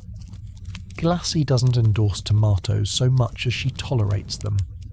Her tomato recipes, mainly sauces, are clearly marked as in the French style a disclaimer that says this isn't our idea, blame France. And that little phrase in the French style shows up over and over again. It's the culinary equivalent of plausible deniability. I didn't invent this madness, the cook seems to say. I'm just borrowing it. From someone very far away, who dresses oddly and doesn't know about mint jelly. Historians still argue whether these early cookbook inclusions were sincere attempts to normalise tomato use, or simply nods to growing continental influence. Either way, they reflect a truth even on the printed page the tomato hadn't earned a standing ovation. It barely got a polite cough. Some recipes warned readers outright. One volume, written with a certain tight-laced energy, described tomato sauce as unusual and not fit for the temperate table. Another included a note that the tomato should not be served to the elderly, the delicate, or those with a disposition toward frenzy. A third suggested that tomato use be reserved for sauces of a more robust nature, which is polite cookbook language for serve it to your least important guests. You can imagine a cook turning the page, reading the tomato sauce instructions and pausing. "Madam," she says to her mistress, "are we having guests from abroad?" The mistress looks confused. No. Why, and the cook, with one elegant finger on the tomato recipe, simply says, "Then perhaps we stick with barley." Even when tomato recipes did appear, they often seemed more like dares than guidance. To make a sauce of the foreign fruit known as love apple, one reads, "Slice it fine, boil it gently with vinegar, cloves and salt until it no longer offends the senses." Encouraging. Or this gem. A stew of tomato may be attempted, though care must be taken not to over-agitate the blood. We don't know what that means, no one does, but it sounds serious. Meanwhile, the names didn't help. Love apple, devil's fruit, garden poison. If you're a kitchen maid flipping through dinner ideas, and your choices are bread pudding or garden poison, you can probably guess which one gets made. Even more practical guides, like those by Elizabeth Raffald or Susanna Carter, treated tomatoes like guests at a masquerade. Intriguing, possibly charming, but definitely not to be trusted without a chaperone. Recipes involving tomatoes were often buried under layers of vinegars, spices, and disclaimers. One entry for tomato ketchup concludes with, "Consume sparingly and store in cool darkness." That sounds less like advice and more like a warning label. You begin to notice a theme in all this. Georgian cookbooks weren't afraid to be complicated. Recipes often required 5 pans, 4 days, and the ability to identify cuts of meat from animals you no longer recognize, but tomatoes. Those were too much, not because they were hard, but because they were foreign, because they were new. The resistance wasn't about technique, it was about trust, and trust was a currency doled out cautiously. In one household, you might find a daring cook sneaking tomatoes into a stew and recording the outcome in the margin tolerable. No one complained. In another, the mistress might order the page removed entirely. No sense letting the help get ideas. Yet even in these sparsely written, vaguely accusatory cookbooks, there were glimmers of change. One daring pamphlet from 1795 included a full tomato tart recipe, roasted tomatoes, breadcrumbs, herbs, and even cheese. No apologies, no disclaimers, just instructions, the kind you could follow without feeling like you needed to consult a physician afterward. Another anonymous collection referred to tomatoes as useful in autumnal cooking, and even, brace yourself, a fine addition to poultry. That was progress. That was tomato optimism. And word began to spread. cookbook margins began to fill with scribbles, small cramped notes made by curious hands. Try with mutton. Too sour, add sugar. Richard enjoyed. These weren't public endorsements, but they were signs. Private approval. The kind of culinary evolution that happens not with fireworks, but with quiet forks, curious tongues, and reluctant second servings. It's easy to underestimate the power of a cookbook. But in a world without food blogs, YouTube chefs, or subscription meal boxes, the cookbook was gospel. It shaped what people made, what they feared, and what they dared to try. And for decades, the tomato sat at the edges of those pages, peeking in, uninvited, but slowly, relentlessly becoming harder to ignore. So tonight, as you imagine yourself in that Georgian kitchen, candlelight flickering dough rising near the hearth, ink drying on the corner of the page, you look down at the recipe book, and there it is, a tomato recipe. Slightly smudged, slightly judged, but real. You turn the page slowly, and you whisper to the tomato you're getting there. You find yourself standing in the echoing hall of a Georgian townhouse, polished boots on creaky floorboards, as a low murmur of dinner conversation trickles in from the next room. The scent of roast and something subtly acidic wafts through the air. Maybe it's vinegar, maybe it's tomato. Not in this house, or at least not without consequences. Because if there's one thing Georgians loved even more than fearing tomatoes, it was turning their food fears into politics. Yes, really. Food, after all, is never just about hunger. Not in a country obsessed with class empire, purity and tradition. And in 18th century Britain, what you ate and how you ate it was tangled up in everything from global trade to domestic policy to who your neighbour voted for in Parliament, and tomatoes. They got caught right in the middle of it all. To understand why you need to picture Britain in the 1700s, a growing empire with ships everywhere, tea from India, sugar from the Caribbean, spices from Asia, and an increasingly global pantry. This expanding web of food imports brought excitement, opportunity, and anxiety. Historians still argue whether Britain's culinary conservatism was driven by a true dislike of foreign ingredients or by a cultural resistance to change. Either way, the tomato, an exotic fruit from the New World, was a symbol of everything suspicious. It wasn't just foreign, it was American. And worse, it was Catholic. Southern Europe had embraced the tomato. Britain, staunchly Protestant and proud, had not. So when a tomato appeared on a British table, it didn't just make people nervous, it made them question loyalties. What are we now? One commentator wrote a nation of Naples and novelty, the tomato's association with Italy, France and Spain nations. Britain, viewed with political rivalry and cultural skepticism, meant it wasn't just a fruit. It was a food with an accent. And it wasn't speaking the king's English. Politicians and satirists picked up on this quickly. Pamphlets circulated warning about continental corruption in the kitchen. They didn't mention tomatoes by name, but they didn't need to. The red fruit was the unspoken threat lurking in the sauce. In taverns where political gossip flowed faster than ale food became part of the conversation. The French eat red sauce, a man might grumble. And look at their heads now, in baskets, a crude joke, a fearful one. But it captured the sentiment. Even at the royal court, what was served and what wasn't sent messages. A banquet without tomatoes reaffirmed tradition. A dish with even a spoonful of tomato sauce radical, possibly revolutionary. One cook at a noble estate in Kent was reportedly dismissed for making tomato stew during a Whig Party meeting. The guests were confused. The host was offended. The stew was thrown out the window. The tomato was now a political liability. And it didn't stop there. Some feared that eating tomatoes made you think differently, that it stirred emotions, awakened unruly desires, or heaven forbid introduced you to foreign ideas. One minister claimed that red fruit of the papal kind softened the mind and encouraged continental sympathies. What that meant no one could say, but it didn't sound flattering. Others pushed back, of course. Liberal thinkers, artists, and rebellious youth began embracing tomato dishes as acts of quiet defiance.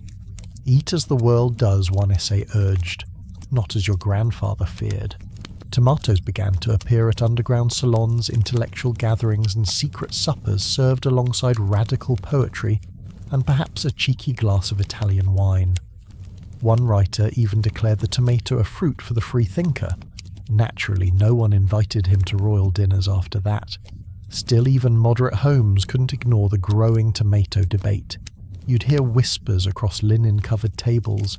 Did you hear the Ramsays served tomatoes last week? Oh no, with duck. God help them. And yet the tomato persisted. It cropped up in market stalls more often.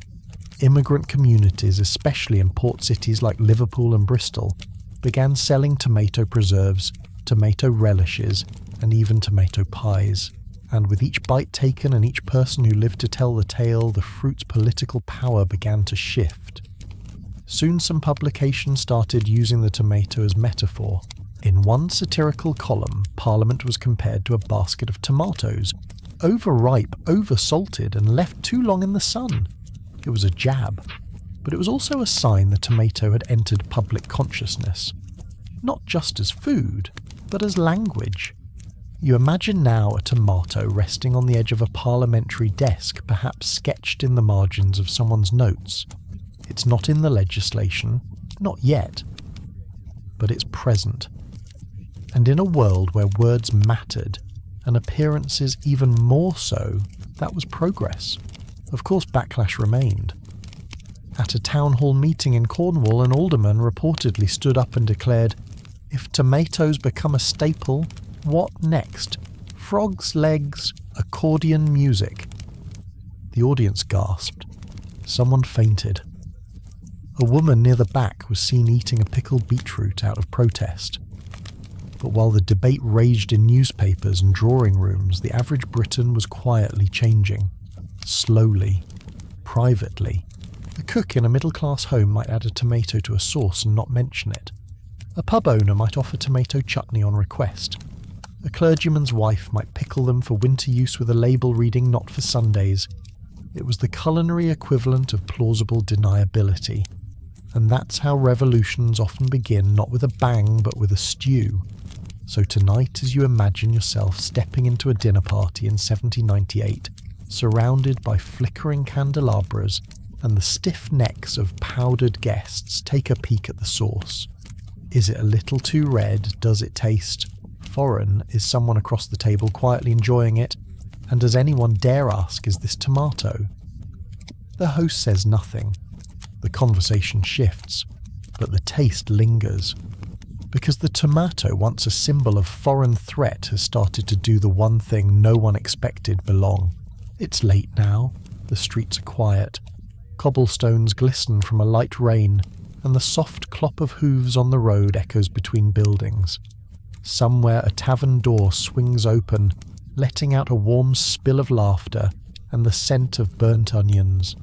You step inside, shake off the damp, and find yourself face to face with a roaring fire and a conversation about, of all things, tomatoes. Because while medical journals and cookbooks whispered about the fruit with stiff upper lips, the streets, the markets, the taverns, the gossip mills had a louder, messier story to tell.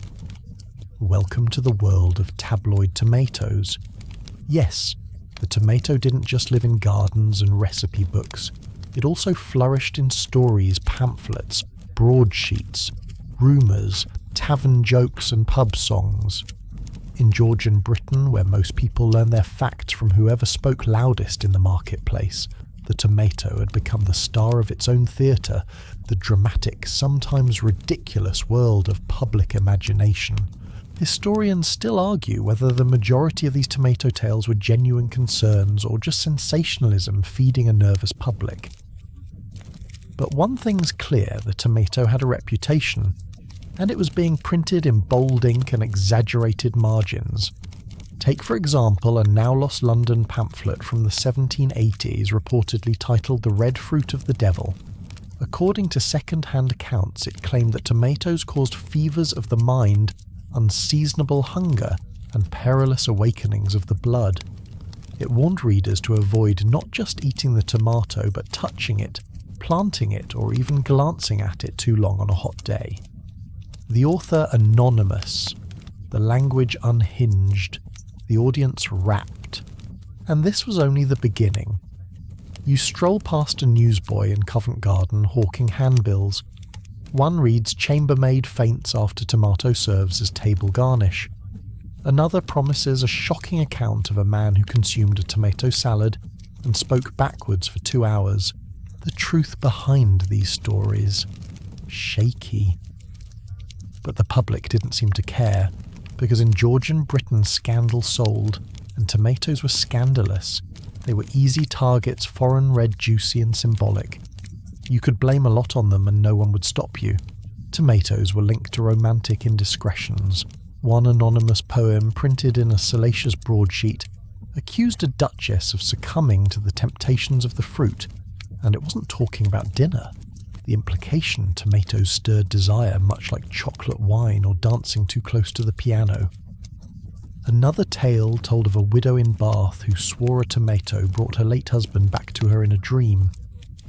In the dream he was angry, why she'd served tomato sauce with lamb. The sauce of the southern devils, he'd cried before vanishing into a puff of fennel. And then there was the claim, serious to some, hilarious to others, that tomatoes, if consumed too regularly, would thin the blood and soften the bones. One paper warned that men who ate too many tomatoes might develop a continental disposition, whatever that meant. Probably something involving scented waistcoats and feelings. These stories weren't confined to London. In the countryside, word spread quickly through church gossip and market stalls. I heard someone might say, bending low over a cabbage display, that tomatoes were used to make a potion in Norfolk. A woman fed it to her husband. He started gardening in winter. One local ballad from Yorkshire warned, "Red upon the vine it grows, but death within its belly flows. Boil it thrice and turn away, it steals your breath by break of day." Catchy, completely inaccurate, but catchy. Even plays and novels got in on the fun. In one particularly theatrical melodrama, The Wicked Kitchen, a character named Lady Barrow is nearly poisoned by her cook via a tomato-laced tart. The audience gasped. Was it murder? Was it mistaken identity? Was it just a bad recipe? Either way, the tomato was the villain. Another short story. The Crimson Scandal told of a clergyman who fell from grace after admitting his fondness for tomato wine. A real, though rare product made from fermented tomatoes and a dangerous amount of optimism. By now, tomatoes had become what we might call a meme. If someone in the street fainted, must have been tomatoes. If a pig escaped its pen, he smelled tomatoes. If your cousin had romantic dreams after Sunday supper, well, what did you put in the stew? It was absurd, but also kind of perfect. Because in an age where much of the population couldn't read stories were how information moved, and tomatoes in all their misunderstood glory made for good storytelling. They were strange enough to catch attention, colourful enough to illustrate, and symbolic enough to stand in for any social anxiety you wanted to express. Lust, foreign influence, culinary change, even rebellion. And still, even as they were mocked and feared, they slipped into more kitchens every day. Sometimes the gossip had the opposite effect. "Did you hear old Mr. Green eats tomatoes now?" someone would whisper in a tavern. "Swears it helps his knees." The listener curious might ask the cook to try just a slice, just to see. And thus rumours turned into recipes. Pamphlets could warn all they liked, songs could rhyme their warnings, but tomatoes were getting eaten. Not in the grand ballrooms, not yet, but in modest kitchens beside warm fires served with caution and curiosity, especially by younger cooks immigrants, and the very poor, those with less to lose and more to gain from culinary experimentation. Eventually, even the taverns changed. One popular pub in Bristol, known for its salty pies and silent landlord, added a tomato chutney to the menu in the 1790s. Quietly, no fanfare, just a new jar next to the roast. Within weeks, patrons were asking for that red relish. Months later, a rival tavern tried to copy it, calling their version sea blood sauce. Not appetizing, but it sold. And so tabloid tomatoes, once symbols of scandal and digestive doom, became part of everyday folklore. Still misunderstood, still controversial, but now oddly beloved. Because the thing about gossip is this: once people are talking about something, they're already halfway to accepting it. So tonight, as you curl up and imagine the creak of a tavern chair, the laughter of a man who's had just enough ale and the flick of a newspaper corner by candlelight, know this. Somewhere on that page, between the article about a haunted badger and a scandalous bishop, is a paragraph warning you about tomatoes. And yet just below it, a handwritten note from the innkeeper's wife, good with cheese. The chandeliers flicker above a long polished table. Polite laughter drifts across the room, punctuated by the clink of crystal and the rustle of embroidered sleeves. You're in a Georgian ballroom mid-evening at a dinner that's elegant, extravagant, and potentially scandalous. Because tonight, amidst the chilled custards, jellied game, and decorative pears, someone has dared to serve tomatoes. Not buried in sauce, not disguised in a pudding, but open, sliced, visible. And what's worse, it's not a mistake. Yes, the tomato, that scandalous red fruit once relegated to greenhouses and gossip, has now found its way into the gilded realm of royal cuisine. This is no small thing. In 18th century Britain, the royal household wasn't just the centre of political power, it was a cultural compass. What the monarch touched, others admired. What the monarch consumed, others copied. The tomato, long seen as too dangerous, too foreign, too French, was now receiving the one endorsement it had never earned before a royal nod. The tide had begun to turn. Historians still debate the exact moment tomatoes slipped past the gates of Buckingham and into the royal supper. Some credit Queen Charlotte, the wife of King George III. Others point to the Prince Regent, who was known for his opulent tastes and occasional flirtation with continental trends. But what's certain is this: once the tomato made it onto a palace plate, everything changed. And it didn't happen loudly. It never does. There was no grand announcement, no royal decree that declared the tomato safe, no orchestra playing as a spoon of tomato soup passed royal lips. Just quiet curiosity, a passing taste. A new dish added to the royal menu and not removed. And that in Georgian society was enough to set off ripples from the drawing rooms of London to the tea tables of Leeds. Imagine it. A royal chef, well versed in caution, prepares a tomato tart behind the kitchen doors of Kew. He's heard whispers of its use in France and Italy. He's tasted the sauces served at embassies. He roasts the tomatoes slowly with herbs, folds them into pastry, and serves them without name, without fanfare, next to venison and veal. The dish is met with silence. And then a request, more of that red tart if you please. That single moment, the absence of protest, the continuation of the meal, is a victory centuries in the making. The tomato, once accused of madness, murder and moral collapse, had survived a royal fork. It wasn't just a bite, it was a breakthrough. From that point forward, accounts of tomatoes being served at noble and royal adjacent tables begin to surface with increasing frequency. Some call them continental fruits. Others hide their use under vague names like red puree or garden relish. But the truth is there in the sauce in the tart, in the glazed red shimmer of a garnish atop duck. The tomato at last had arrived, and the effect was immediate. Once accepted by the elite, the tomato began its climb through the social ranks. Upper-class hostesses began including tomato dishes on their menus, always cautiously often served with qualifiers. It's Italian-inspired. It was served at a private banquet in Brighton. The prince reportedly quite enjoys it. These statements didn't just add flair, they offered protection. If a guest raised an eyebrow, the hostess could simply reply, "Oh, it's continental," and that made it acceptable. Tomato recipes trickled into high society cookbooks with a veneer of sophistication. They appeared in sections labelled foreign influences or delicacies of the court.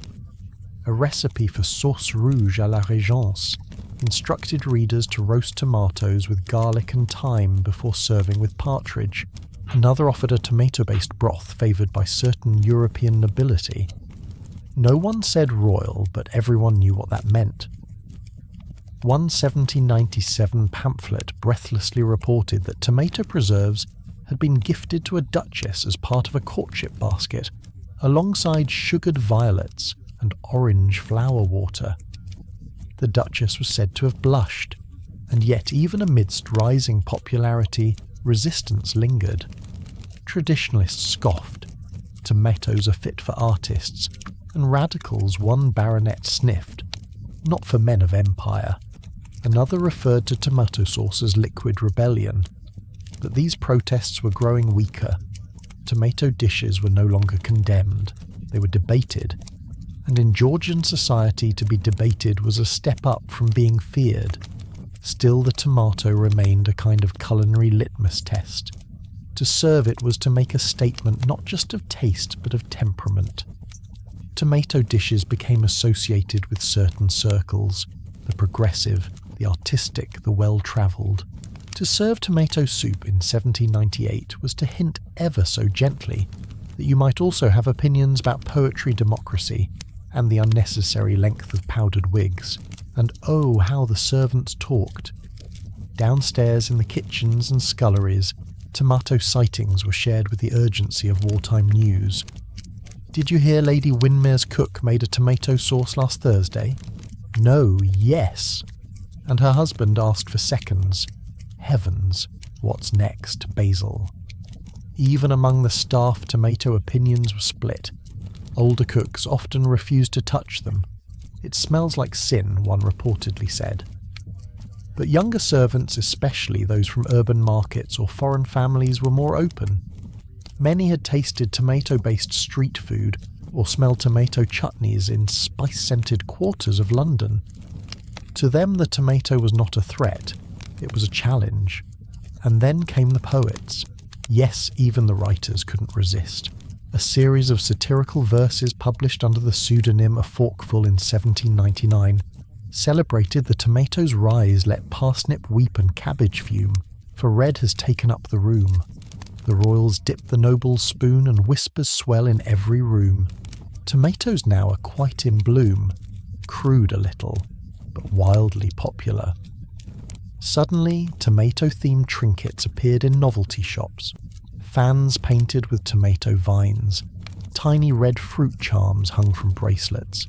It was kitsch, it was cheeky, but it was also a sign the tomato had slipped into the bloodstream of Georgian pop culture.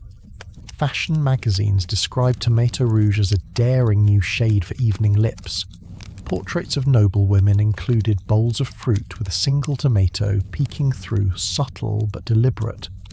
One particularly avant-garde artist painted a still life titled The Forbidden Supper, which featured a bitten tomato on a silver platter next to a spilled goblet. The symbolism was clear. The reactions were mixed, but tomatoes were now everywhere, and they were especially everywhere in private. By the close of the 18th century, tomato recipes had gone from dangerous experiment to fashionable indulgence. In households across England, tomato pies bubbled quietly in back kitchens. Tomato sauce, thick, savoury and utterly defiant, found its way onto mutton and into soup bowls. Still not every night. Still not for every guest. But often enough that no one could pretend it wasn't happening. And the best part, the tomato had done it without a fight, without a revolution, just quietly. No grand speeches, no battles, just taste time and a few influential palates. So tonight, as the last of the candlelight flickers across damask tablecloths, and the orchestra begins its soft retreat into a final waltz. Remember this, the tomato didn't just survive Georgian suspicion, it waltzed through it. Right onto the royal table, a fruit once feared, now flirted with, a sauce once whispered, now requested. And all it took was one noble bite. The lamps are dim now, the embers low, but there's still one more tale to tell tonight. and this one takes us beyond the ballrooms and banquet halls into parlours, drawing rooms, and even libraries where fiction was fast becoming another battlefield for the tomato's reputation. Because as much as the tomato had been feared in kitchens and debated at court, it had also crept into the one place no one expected the stories people read for pleasure. Yes, even literature had a tomato problem. The Georgian age was a time of expanding literacy of serialised novels and broadsheets of plays performed in cramped theatres and private salons. And while many of these works focused on scandalous affairs, fainting governesses and carriage-related misunderstandings, more than a few included an unexpected villain, the tomato. Let's begin with the fiction. One wildly popular Gothic novella, The Crimson Garden, published anonymously in 1795, told the story of a young noblewoman who inherits a manor in the countryside only to discover a locked greenhouse and a family secret involving a forbidden red fruit. The descriptions are lavish. The tomatoes are described as glowing with unnatural luster and bleeding when pierced. The heroine faints twice. Tomato fans today might roll their eyes, but at the time, chilling. Readers were hooked. The book sold well. One lady reportedly refused to eat anything red for a week after finishing it. And The Crimson Garden wasn't alone. In plays, tomatoes were often the punchline of a joke, the source of comic misunderstanding. In The Dish of Discord, a dinner party devolves into chaos when an unlabelled red sauce is served to a nervous bishop. He panics, believing he's been poisoned. "I see the devil in the gravy," he cries. The audience roars. Even children's tales joined in. A particularly alarming morality story titled Tommy and the Tomato told of a curious boy who stole a tomato from a neighbour's garden. He eats it, suffers terrible dreams about witches and frogs, and wakes up with red blotches on his hands. The moral obedience. The lesson tomatoes are clearly cursed. Historians still debate how seriously these fictional tomato portrayals were taken. Were they satire, superstition, metaphor? Probably a mix of all three. But what's undeniable is the tomato had become more than a food. It was now a symbol. And in literature, symbols have power. Some saw the tomato as a metaphor for temptation, for lust, for disobedience. Others saw it as foreign corruption, an invader on the plate, just as certain authors imagined foreigners invading polite British society. A few daring poets even used the tomato as a metaphor for female autonomy. Those poems were not widely published, but not all fictional tomatoes were wicked. A minor but growing number of sympathetic portrayals began to emerge toward the end of the century. In one short story, The Cook's Confession, a young maid reveals that the secret ingredient in her employer's celebrated stew is tomato. When confronted, she admits it with pride. The master recoils at first, but ultimately praises the flavour. It's one of the first pieces of fiction where the tomato wins not by deception, but by merit. Another poem printed in a modest Hampshire newsletter included these lines: "Let others speak of cabbage proud, or praise the noble marrow. I favour fruit of foreign blood, and stir it with my tallow. For crimson heart and sharpened tongue, the tomato wins the morrow." Not exactly Byron, but not bad. You imagine now a drawing room, bookshelves, soft chairs, the scent of tea, and two women whispering over the latest serial. Did you read the new Daughters of Delight? The governess eats a tomato. Shocking. And yet, I found her rather modern. These stories mattered. They softened the edges of public fear. They made the tomato human, romantic, dramatic, mysterious, yes, but also something understandable. And in doing so, fiction helped clear a path where fact had long struggled to tread. And then, of course, there were the family feuds. Not in books, in real life. Because if there's one thing guaranteed to stir up drama in a Georgian household, it's food. And if someone in your extended family had begun using tomatoes in their cooking, well, let's just say polite conversation might suffer. One well-documented letter from 1792 includes a complaint from a gentleman to his sister, dearest Clarissa. I was appalled to discover your table adorned with no fewer than 3 tomato preparations last Sunday. I confess the colour alone disturbed me. Mama nearly refused the broth, and Uncle James whispered to me that your kitchen had been overtaken by Jacobins. Ah yes, tomato, political radicalism. Naturally.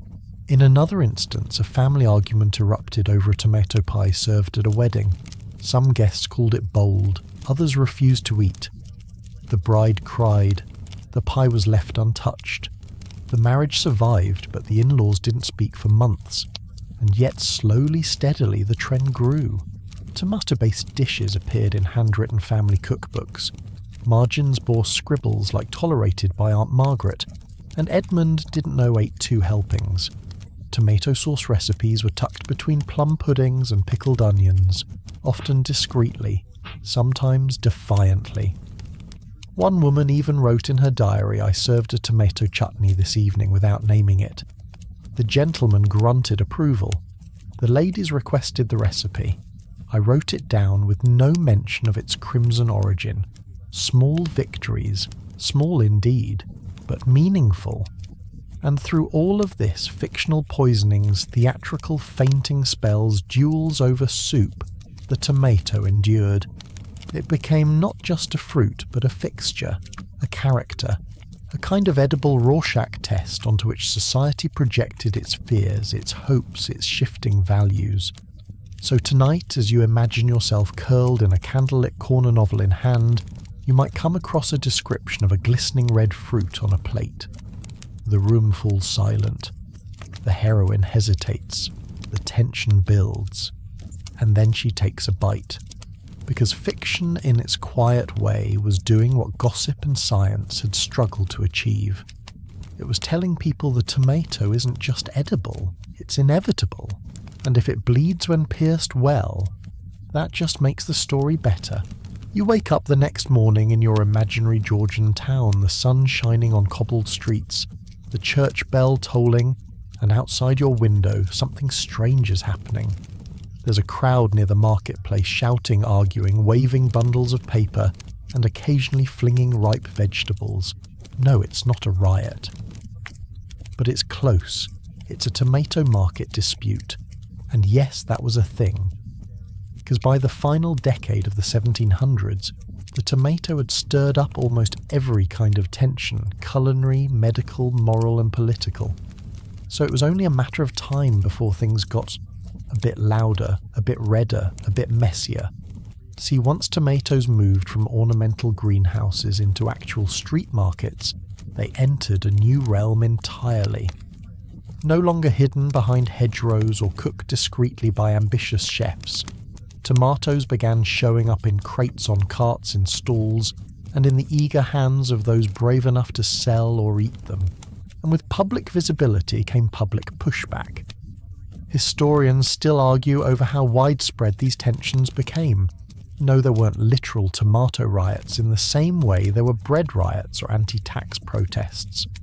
But in towns and cities especially, where new food trends collided with old fears, tomatoes became a flashpoint, sometimes literally. Let's visit one such place. Imagine a small public square in Bristol around 1794. The usual market stalls are bustling root vegetables, cheeses, salted herring. But at one end, a new vendor, a former sailor recently returned from Spain, is selling something curious: fresh tomatoes. Cheap, ripe red and stacked like treasures in a wicker basket. A crowd gathers. Some stare, others sneer. A fishmonger mumbles foreign nonsense. An elderly woman crosses herself. They'll rot your teeth from the root. And someone shouts, "Who told you these are safe, then?" The vendor, calm as anything, slices one open with a small knife and pops it into his mouth. Chews, smiles. Still breathing, he says, "It doesn't go over well." Within minutes, people are arguing. Are these tomatoes fit to sell? Should they be taxed like fruit or treated as medicine? Are they a dangerous novelty or a symbol of culinary progress? No one agrees. Someone throws a cabbage, someone else throws a tomato. It misses. Barely. And while that scene doesn't escalate into a riot, it does leave a mark. Because by lunchtime, the whole neighbourhood is talking. The newspaper prints a small notice. Disruption in the fruit market, unknown red produce involved. And other vendors start whispering about whether to stock tomatoes next week. This is how revolutions work in the world of food. Not with war drums, but with whispers, spilled baskets, and the occasional flying turnip. And it wasn't just vendors feeling the pressure. Cooks in boarding houses argued over whether tomatoes could appear on shared tables. One landlady in Bath was accused of trying to poison her lodgers with foreign fruit after serving tomato gravy over mutton. The lodgers, they loved it. The complaint came from a rival house 2 doors down. Even farmers joined the fray. In agricultural journals of the period, you'll find letters discussing the viability of tomato crops. One man argues that tomatoes drain the soil of heat and virtue. Another says they invite horned insects and curious birds. A third claims his pigs refuse to eat them, which in 1790s logic was an airtight argument. And then there's the tax issue. Some local markets struggled to classify tomatoes. Were they fruit, which meant certain levies, or vegetables, which required others? Were they medicinal, ornamental, edible? This ambiguity caused price fluctuations, unfair competition, and most importantly, frustration. One town tried to tax tomatoes by weight, another by unit. A third banned them entirely for a season, citing civic unrest related to source ingredients. The ban lasted 3 weeks. Then a tomato grower bribed the mayor with chutney, and the issue quietly vanished. Pamphlets appeared warning of the red tide in our markets.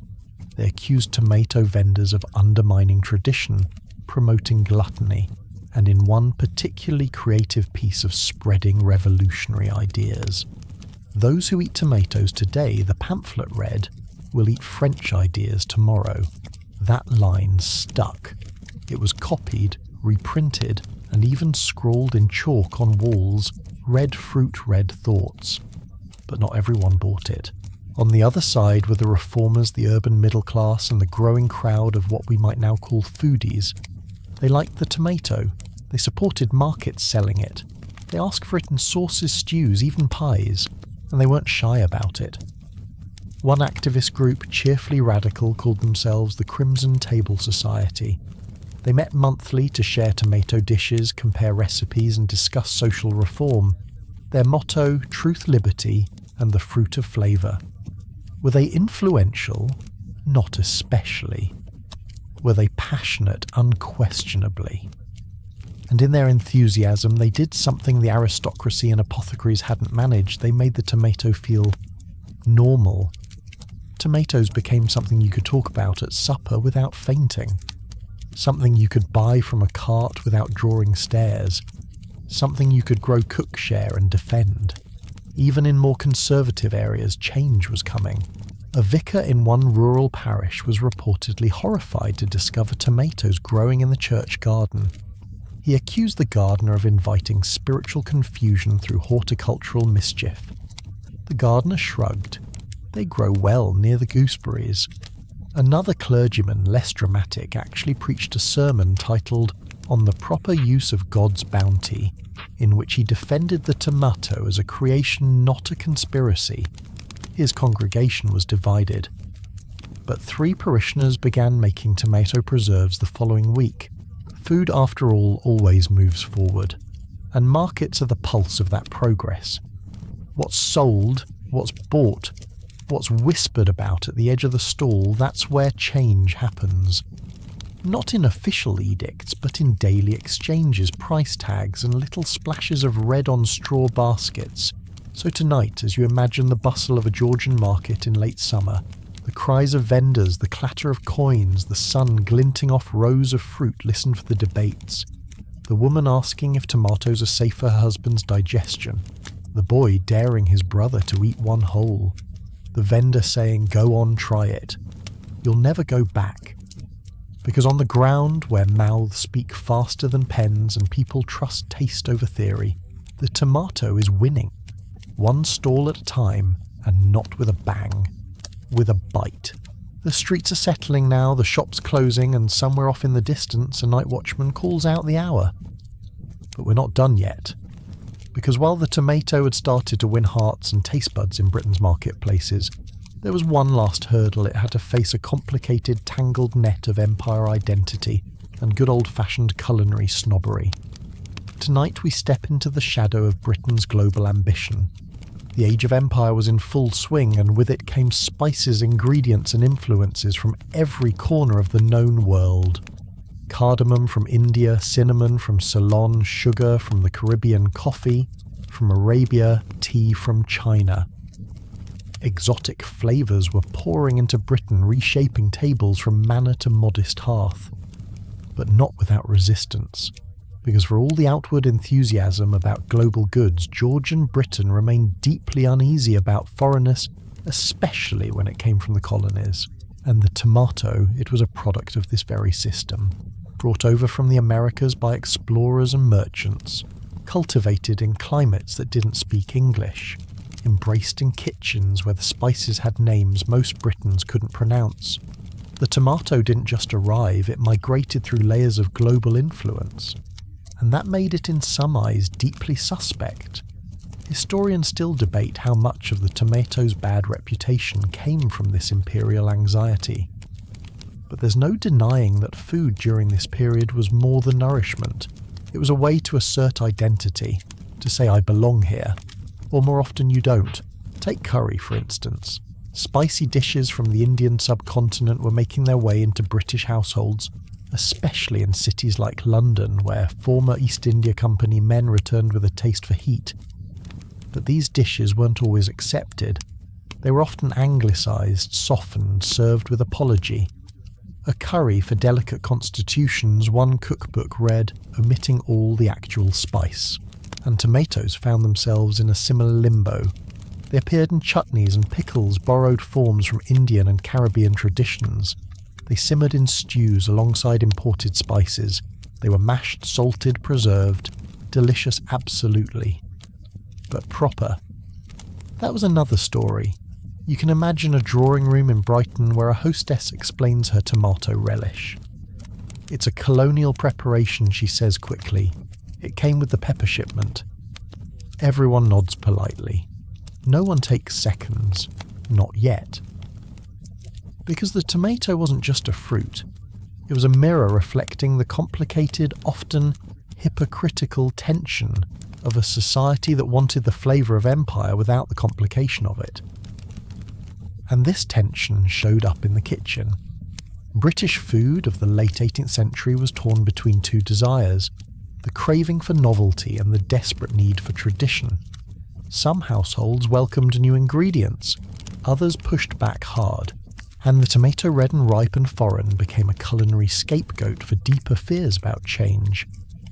A housekeeper in Somerset wrote in her journal, "Miss Caroline has taken to using the red fruit in sauces. I do not approve. It tastes of the colonies. She says it is bright, but I find it forward. Forward. What a word." Other voices were even sharper. In several pamphlets, tomato use was linked absurdly to political radicalism and colonial dissent. "Let those who eat foreign fruits govern foreign lands," one critic wrote, likely unaware that a large portion of Britain already did. At the same time, cooks of African, Indian and Caribbean descent, often working in wealthy households, or managing their own food stalls in port cities, were using tomatoes regularly. They combined them with spices, seafood, game meats and rice. Their food was inventive, flavourful, complex, and often dismissed, because it didn't conform to the pale gravies and sweat-stuffed pies of English tradition. Yet the irony, of course, was that British cuisine was changing because of them. Quietly, irrevocably. In kitchens below stairs and in corner markets and in towns where cultures rubbed together like spices in a mortar, the tomato was thriving. Not alone, but alongside cumin, ginger, turmeric and garlic. These cooks didn't ask if the tomato was proper, they asked will it blend, and more often than not the answer was yes. Still, it took time for the upper crust to follow. Even among those who loved tomatoes, there was a persistent need to rename them, to cloak their identity, to make them less threatening. Pomme rouge, fruit of the New World, colonial berry, anything but tomato. Some cookbooks offered recipes that read like diplomatic apologies. A red stew for Sunday use made in the style of the subcontinent, but adjusted for the English belly. That belly apparently was easily offended. Yet the tomato persisted. In army camps it was added to salted beef. In navy ships it was preserved in barrels and eaten with hardtack. In plantation kitchens across the empire it was grown, harvested, cooked and loved. Even in the kitchens of missionary outposts, tomato jam became a staple, sweet, sharp and surprisingly popular. And back home, the British public was slowly beginning to realise that the flavours they most enjoyed, the chutneys, the sauces, the zesty gravies, often came from beyond their shores. The tomato wasn't sneaking in, it was walking proudly, and people were starting to notice. One particularly daring article published in a fringe London paper declared we owe more to the tomato than we dare admit. It is the colour of our fears, yes, but also of our future. Let us not call it foreign. Let us call it ours. It was mocked, quoted, passed around, and then forgotten. But the point had been made. So tonight as you rest, picture a table somewhere near the docks. Bowls of food from different continents, rich with colour, scent and history. The tomato is there, of course, mingling with spices, thickening the stew, softening the rice. No apologies, no disclaimers, just flavour. Because the tomato didn't just survive empire, it understood it. And then it made dinner. The air is thick with coal smoke and steam now. You're not in a drawing room or a country kitchen anymore, but in the roaring belly of industrial Britain. The year is 1805 and everything is changing. The streets are faster, the air sharper, and the tomatoes are suddenly everywhere. They haven't lost their mysterious aura completely. They're still red, still slightly unnerving to older generations. But now something radical has happened. People are no longer arguing about whether to eat them.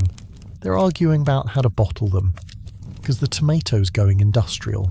Factories are humming, bottling plants are steaming, and the tomato once feared, whispered about and shunned is now bubbling in iron cauldrons by the gallon.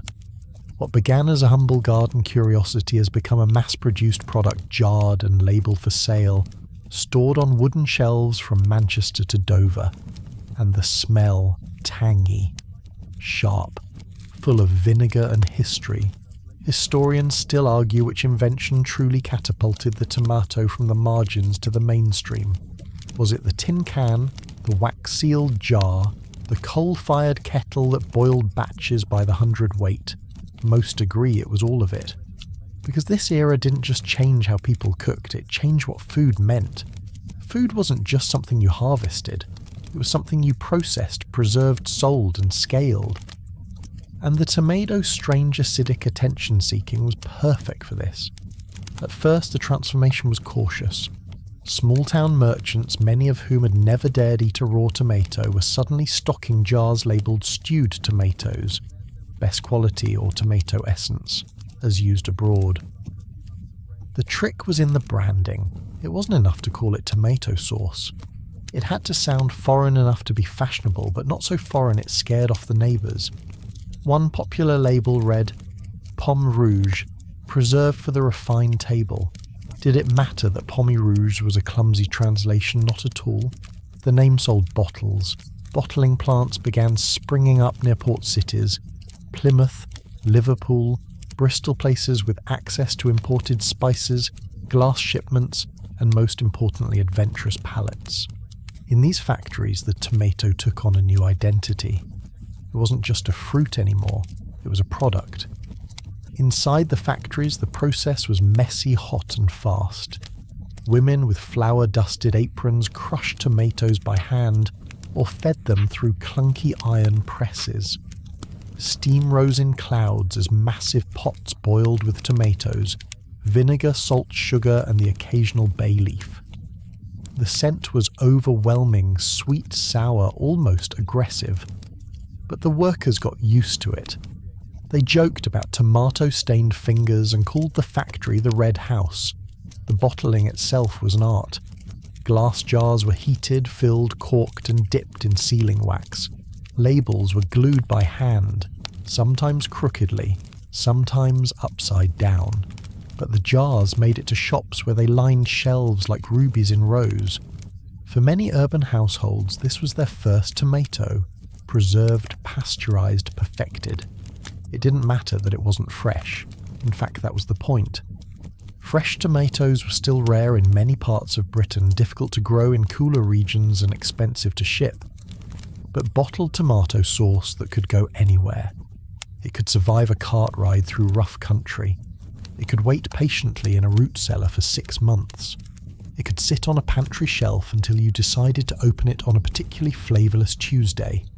It was modern, it was convenient, it was British made, and the tomatoes' enemies. Well, they hadn't disappeared, but they were losing ground. Cookbooks began including tomato sauces as standard. Recipes like tomato sauce for fish or tomato gravy with cold meat popped up with increasing regularity. No longer fringe, no longer exotic, just food. One housekeeper's diary from 1806 notes I added tomato essence to the rabbit stew. Master approved. Mistress asked if it was French. I said no. She nodded. That's progress. Even more telling were the ads. Tomato products were now being advertised, not whispered about, not passed under tables, but promoted, printed, proclaimed. Handbills read, "No supper, complete without our refined tomato sauce, fit for gentlemen sailors and Sunday tables alike." It was populist, it was persuasive, and it worked. Because people were tired of grey stews and bitter gravies. They wanted flavour, they wanted something bright, and suddenly the tomato wasn't dangerous anymore, it was desirable. And in the industrial world, desirability meant production. One factory in Birmingham began exporting bottled tomato sauce as early as 1808. Ship manifest list red condiment, fragile, handle with care. Another in London experimented with early tomato paste, thick, concentrated, sharp. They called it tomato cheese because it spread well on bread. There were hiccups, of course. One batch exploded in transit, another spoiled and turned green. A few jars were filled with too much salt or not enough vinegar. But on the whole, the system worked. Tomatoes had become a commodity. And with that shift came a deeper transformation. The tomato was no longer novel. It was normal. Even the critics admitted it. One food columnist in a popular London gazette wrote, "We cannot deny that the tomato once feared has found its place. It is no longer the fruit of scandal, but of supper. That's as close to an apology as the tomato ever got." And in working-class homes, tomato products became staples. Mothers added tomato chutney to roast leftovers. Dock workers spread tomato preserves on bread. Pub owners stirred bottled sauce into onion stews, slapped it on meat pies, and called it sailor's gravy. It was affordable, it was tasty, it was reliable, which after 2 centuries of suspicion was perhaps the tomato's greatest victory. You picture it now, a tenement kitchen in 1809. The walls are soot black, the bread is stale. But in the pot there's a ladleful of tomato sauce simmering over the coals. A child stirs it. A mother hums. A father calls from the next room. Smells like Sunday. And it does. Because the tomato once feared as poison now tastes like comfort. Factories made that happen. Chemistry made that happen. And most of all, people curious, hungry, and increasingly unafraid made that happen. So tonight, as you lie in your warm bed, drifting somewhere between sleep and the scent of simmering stew, imagine a jar on a wooden shelf labelled in faded script tomato sauce, product of England, and beside it a note good with everything, even with doubt. The street lamps are lit, the shop signs creak in the evening breeze, and somewhere a nightjar calls from a chimney ledge. Britain has changed. Factories hum. Tomato bottles clink in crates. Parlours glow with oil light. And yet, despite this industrial embrace, there are still a few places where the tomato hasn't quite arrived. Tonight we turn our gaze to the holdouts, the villages, the manors, the country parishes where superstitions linger longer than fog on the fields. Because even as cities welcome the tomato with open ladles, rural Britain has not entirely let go of its fears. In these places, the tomato is still spoken about with caution, if it's spoken about at all. Take, for instance, the small village of Wivelscombe in Somerset. In 1811, a schoolmistress there reportedly banned her pupils from bringing tomatoes in their lunch baskets. It excites the constitution, she wrote in her diary, and causes over-talkativeness. She later blamed an outbreak of ringworm on a jar of tomato pickle someone had gifted the vicar. Or consider the letter written by one elderly rector in Sussex. A parishioner brought me a jar of tomato preserve. I have kept it, but I will not open it. The Lord tempers our diet as he does our moods simply and with restraint. Old habits, as they say, die very politely. Historians still argue whether these late-stage tomato suspicions were rooted more in class geography or sheer British stubbornness. Some scholars point to a kind of culinary conservatism that thrived in isolated communities, places where recipes hadn't changed since Cromwell, and food innovation was regarded as a kind of personal insult. In these pockets, the tomato remained associated with everything they distrusted novelty, noise and Naples. One villager described tomatoes as unchristian fruit due to their association with southern Europe. Another wrote that the meat of the red berry resembles spoiled liver, harsh but memorable. And there were even those who saw the tomato as cosmic danger. One pamphlet published anonymously in 1812 and distributed in northern Yorkshire warned of the red plant plague. The theory that tomatoes once consumed altered the humours of the body in such a way that the eater would become susceptible to moon-induced dreams. What those dreams entailed was unclear. But one man reportedly claimed to see ghosts in his laundry and blamed the tomato chutney. It wasn't only the elderly, even younger farmers, especially those with limited access to newspapers or trade goods, expressed unease. Some believed tomato plants brought bad luck to cows. Others said they soured the milk. A few claimed birds wouldn't nest near them. You picture it now, a stone cottage with a neat garden. Herbs leeks beans. But no tomato. Never a tomato. The neighbour grows them but behind the house, hidden, discreet. It's not hatred, it's caution. And that's what sets these holdouts apart, not rejection, but hesitation. A need for just a little more proof. Some of them had heard the tomato story. A niece who lives in Bath now swears by tomato paste. A cousin who works in Manchester says the factory stew is flavoured with it. They've heard these things. They don't disbelieve them, but they don't trust them either. And trust in these corners of the countryside is harder to earn than taste buds. Still, even here, change is creeping in slow as ivy quiet as snow. One family in Derbyshire, long sceptical, reportedly allowed tomatoes in their garden as ornamental fruit only. The following year, a neighbour asked for cuttings. For vinegar soaking, she said, without eye contact.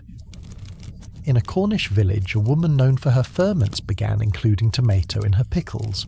Quietly. She called it red onion vinegar. When asked if it contained tomatoes, she smiled and said something like, And in the Welsh borderlands, a rector's wife began hosting Sunday teas with tomato and TM tarts. She didn't advertise them, but they kept disappearing from the tray. Even the superstitions were softening. A hedge witch in Lincolnshire was overheard saying that while she wouldn't eat tomatoes herself, she might recommend them for boils externally, of course. And a clergyman in Devon declared from the pulpit that tomatoes were neither sin nor sacrament, and thus may be tolerated with prayer. One by one the barriers were eroding. And a funny thing happened as suspicion faded, stories changed. Where once tomatoes were said to bring illness, they were now credited with vitality. Where once they were accused of heating the blood, now they were said to cleanse it. A herbalist's guide, printed in 1813, claimed that stewed tomatoes fortify the bowels against the chill of winter. Another described them as a tonic for the languid spirit. Were these claims accurate? Possibly not.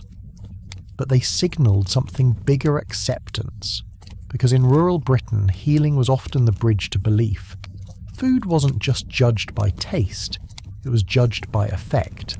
If it made you feel better, stronger, more regular, a popular euphemism of the time, then perhaps it wasn't dangerous after all. One farmer wrote in a letter to his cousin, "Tried the tomato preserve with cold meat, did not perish. Shall try it again Sunday. Wife skeptical. Progress one spoonful at a time." And of course, the children helped. They were less burdened by legacy, less haunted by pamphlets. They grew up with factory jars, market chutneys, and occasional tomato sightings in cookbooks. They didn't remember when the tomato was feared. To them, it was just part of the pantry. They began sneaking tomatoes into stews when their mothers weren't watching, trading tomato sandwiches behind the schoolhouse, asking for the red sauce at market stalls, and gradually the adults followed. Because nothing convinces a household faster than a child saying "It's nice, Mum." So tonight, as the last window shutters close in a sleepy country lane somewhere, quietly, discreetly a tomato is sliced. It's added to a pie, a broth, a bit of stew. No one gasps, no one protests. And though no one says it aloud, they know the tomato has entered even here. The last holdouts are fading, and in their place, curiosity, then familiarity, then tradition. Because even the most stubborn corners of a country eventually yield to flavour, especially when that flavour tastes like progress. The fog has lifted, the fires have cooled, and the air smells comfortable, familiar. You're in a Georgian kitchen again, only this time everything feels different. There's no more side-eyeing the cutting board, no more whispers about curses or bile, no more hiding tomato sauce behind euphemisms like foreign gravy or continental relish. No. The tomato, once the most suspicious guest at Britain's dinner table, now sits proudly on the shelf, in jars, in bottles, in baskets by the windowsill. It's not just accepted, it's expected. This is the tomato's redemption arc in full bloom. Let's begin with the most telling shift of all. It's no longer a conversation. For over a century, the tomato stirred debate, fear, gossip, scandal. But by the 1820s, no one blinks when it appears at supper. No one faints when it's served with a roast chicken. No one writes impassioned letters to the editor about its effect on dreams, digestion, or divine judgment. Because now the tomato is not a symbol of danger. It's a symbol of home. You open a family recipe book and see it scribbled in the margins, "Add tomato if in season," just as naturally as you'd note salt or pepper. The handwriting is casual, confident, generational. This is how redemption settles in, not with fireworks, but with routine. Historians still debate exactly when the tomato tipped from fringe to fixture. Some cite 1812 as the year it all changed. That was when the number of published tomato recipes tripled compared to the previous decade. Others say the real shift came with the mass production of tomato ketchup and preserved sauces making tomatoes available even in the depths of winter. But the truth is, probably simpler people just stopped being afraid. Fear, after all, has an expiration date. And the tomato, after surviving centuries of suspicion, had finally outlived its own infamy. Cookbooks from the 1820s and 30s reflect this transformation in tone. Where once tomato recipes were buried in footnotes and framed with warning, they're now front and centre. One cookbook boldly introduces a chapter with "On the noble uses of tomato for rich sauces, meat accompaniments and salads." Another simply titles a section "The Tomato," a friend in every season. No apology, no explanation, just an ingredient, at last. And the recipes themselves, they're confident, playful, proud. Tomato cream soup with nutmeg and clove, grilled mutton cutlets with spiced tomato relish, summer pudding of tomato and bread served cold, savoury tomato tart with cheese and thyme. Even the naming has changed. Pomme d'amour gone, devil's fruit. A joke at best. Now it's just tomato. The embrace wasn't limited to recipe books either. Medicine once so hostile had also shifted. Tomato juice, once thought to ignite the liver and stir melancholia, was now used to settle the stomach and stimulate a sluggish appetite. One health pamphlet printed in 1825 advised consuming stewed tomatoes during periods of fatigue or mental strain. Another claimed that tomatoes invigorate the blood and lend clarity to thought. Whether true or not, no one seemed to mind. The point was, no one was calling the tomato dangerous anymore. Even in politics, the tomato had found unlikely supporters. Parliament, of course, never debated the tomato officially. But in speeches and satire, it had gone from punchline to metaphor for progress. One MP jokingly referred to tomato sauce as the only red I approve of in the Commons. Got a laugh. Not because it was controversial, because it was familiar. Royal circles had long since embraced the tomato as well. The Prince Regent was known to enjoy tomato-topped toast. Queen Charlotte's table had reportedly included tomato and onion chutney on cold meat days. Even palace kitchens stocked preserved tomato paste for use in stews and soups. One court servant wrote in a letter, "We now keep the red sauce in 2 sizes, one for the table, one for the Queen's private tray. You can't get more official than that." But perhaps the greatest sign of the tomato's full redemption was its adoption by the working class. In homes with limited means, tomatoes became a way to stretch a stew, brighten stale bread, or flavour a dish without expensive meat. Pickled tomatoes sat on pantry shelves beside onions and cabbage. Bottled sauce was added to fish cakes and meat puddings. Fried tomatoes became a breakfast staple. One family diary from Birmingham notes, "We grow the red ones now beside the back wall. Had them boiled with herbs and beans. The children say it tastes like sunshine." Simple words, but powerful. Because for generations the tomato had been a threat. Now it was sunshine. And in a world often grey, industrial and soot-streaked that meant something, the tomato also found new life in social memory. Stories once told to frighten now became family lore. Grandmothers joked about how your great-aunt refused to touch a tomato until she saw the Queen eat one. Fathers rolled their eyes and told their sons, "We used to think they'd turn your blood sour." Can you imagine even fiction softened? Where once tomatoes were harbingers of poison or madness, now they appeared as symbols of resilience. One serialized novel featured a heroine who made her name not with her virtue or her marriage, but with her tomato preserves, which became so popular they funded a girls' school, a tomato-fueled feminist subplot. In 1830, remarkable. And children's books, once filled with fearsome tales of cursed red fruit, now offered cheerful rhymes. Tommy took a tomato bite, found it bright and full of light. Mama frowned and said, "Not so, but he ate another slow." Adorable and revolutionary. So tonight, as you settle into your pillow and imagine the soft bubbling of sauce on a fire, know this. The tomato didn't just win the plate. It won the culture. It transformed from danger to dinner, from symbol to staple. And it did so not by changing itself, but by waiting for fear to pass, for curiosity to grow, for courage to taste. The tomato's redemption isn't dramatic. It's domestic. It lives in sandwiches, stews, pies and sauces. It lives in lunchboxes, hospital trays and palace menus. It lives where we least expect, in the simple things, the comforting things, the things we no longer question, because redemption, like ripening, takes time, and the tomato patient and red as ever knew that better than anyone. The kettle simmers. A breeze rattles the window latch. The house is calm now, full from supper glowing in the soft flicker of lamplight, and on the sideboard, resting without fanfare on a chipped ceramic dish, is the hero of our long tale, a single sliced tomato. Red. glossy, humble, completely unbothered by the centuries it took to get here. Because the tomato doesn't need to gloat. It has already won. This quiet, ordinary presence is the final chapter. Not because the story ends here, but because the battle is over. The tomato is no longer a mystery. It's no longer a rumour.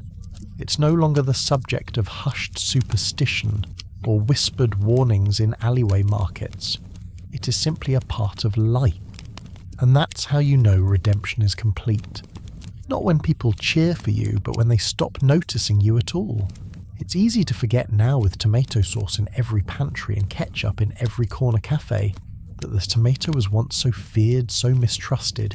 It was accused of poisoning nobles, inciting desire, and upsetting the very balance of a person's humours. People once refused to plant it, then refused to pick it, then refused to serve it even as it blushed on their windowsills begging for a chance. But the tomato was patient. It waited. Historians still debate whether its acceptance came from science fashion or simple human appetite. Some say it was industry-bottled ketchup and tinned stew that changed its image. Others say it was the royals or the soldiers or the housewives. But maybe it wasn't any one thing. Maybe the tomato simply outlasted the fear. What began as a foreign invader ended as a native resident of the British kitchen. It didn't change who it was.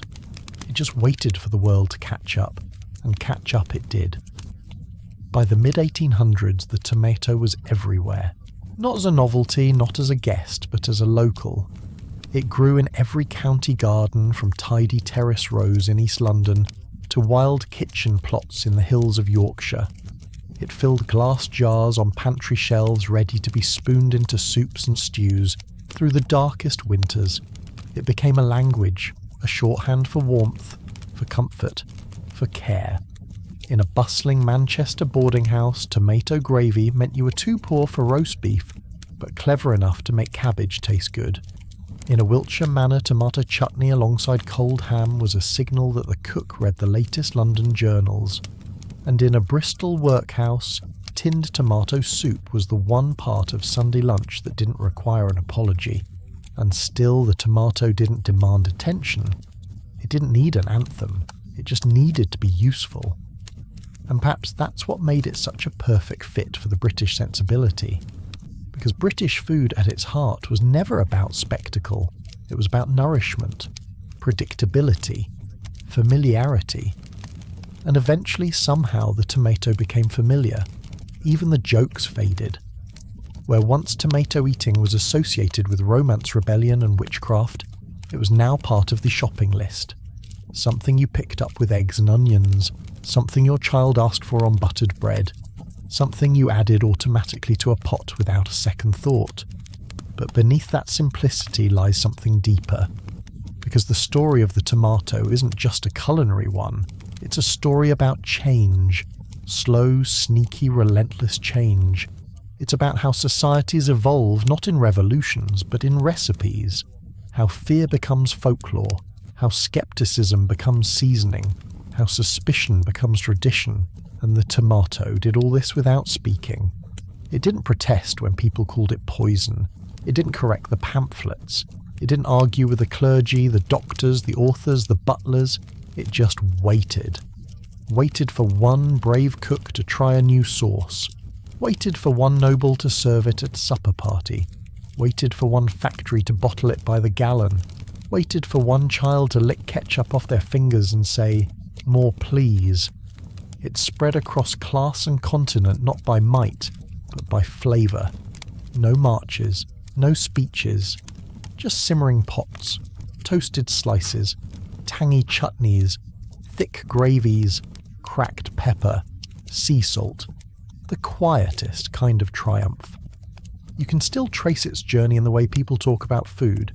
You can find it in the faded pages of handwritten family cookbooks where tomato sauce appears not in elegant script but in messy, enthusiastic scribbles. Add tomatoes last, or use more next time. You can find it in memories. The first time someone's grandmother handed them a tomato sandwich cut corner to corner with just a smear of salt and butter. The smell of tomato soup on a cold day, steam fogging up the kitchen windows. The way a single perfect tomato plucked warm from the vine feels in your hand, sun-kissed, slightly soft, utterly alive. These aren't just moments, they're inheritance, and the tomato once a symbol of danger and foreignness is now a symbol of home. Even the way we talk about it has softened. It's no longer the tomato, it's tomatoes, plural, friendly, present, always assumed. Because once something truly belongs, you stop giving it capital letters. So tonight, as you fall asleep, full from dinner and wrapped in the quiet rhythm of a world at rest, picture the tomato one last time. Not in the courtroom of public opinion, not on the pages of warning pamphlets, not even on the royal table, just sitting quietly on a cutting board in a kitchen, a little juice running toward the edge, a pinch of salt nearby, and someone without fear, without fanfare reaching for it. Not because it's daring, not because it's exotic, but because it's right. Because it belongs. Because after everything, it always did.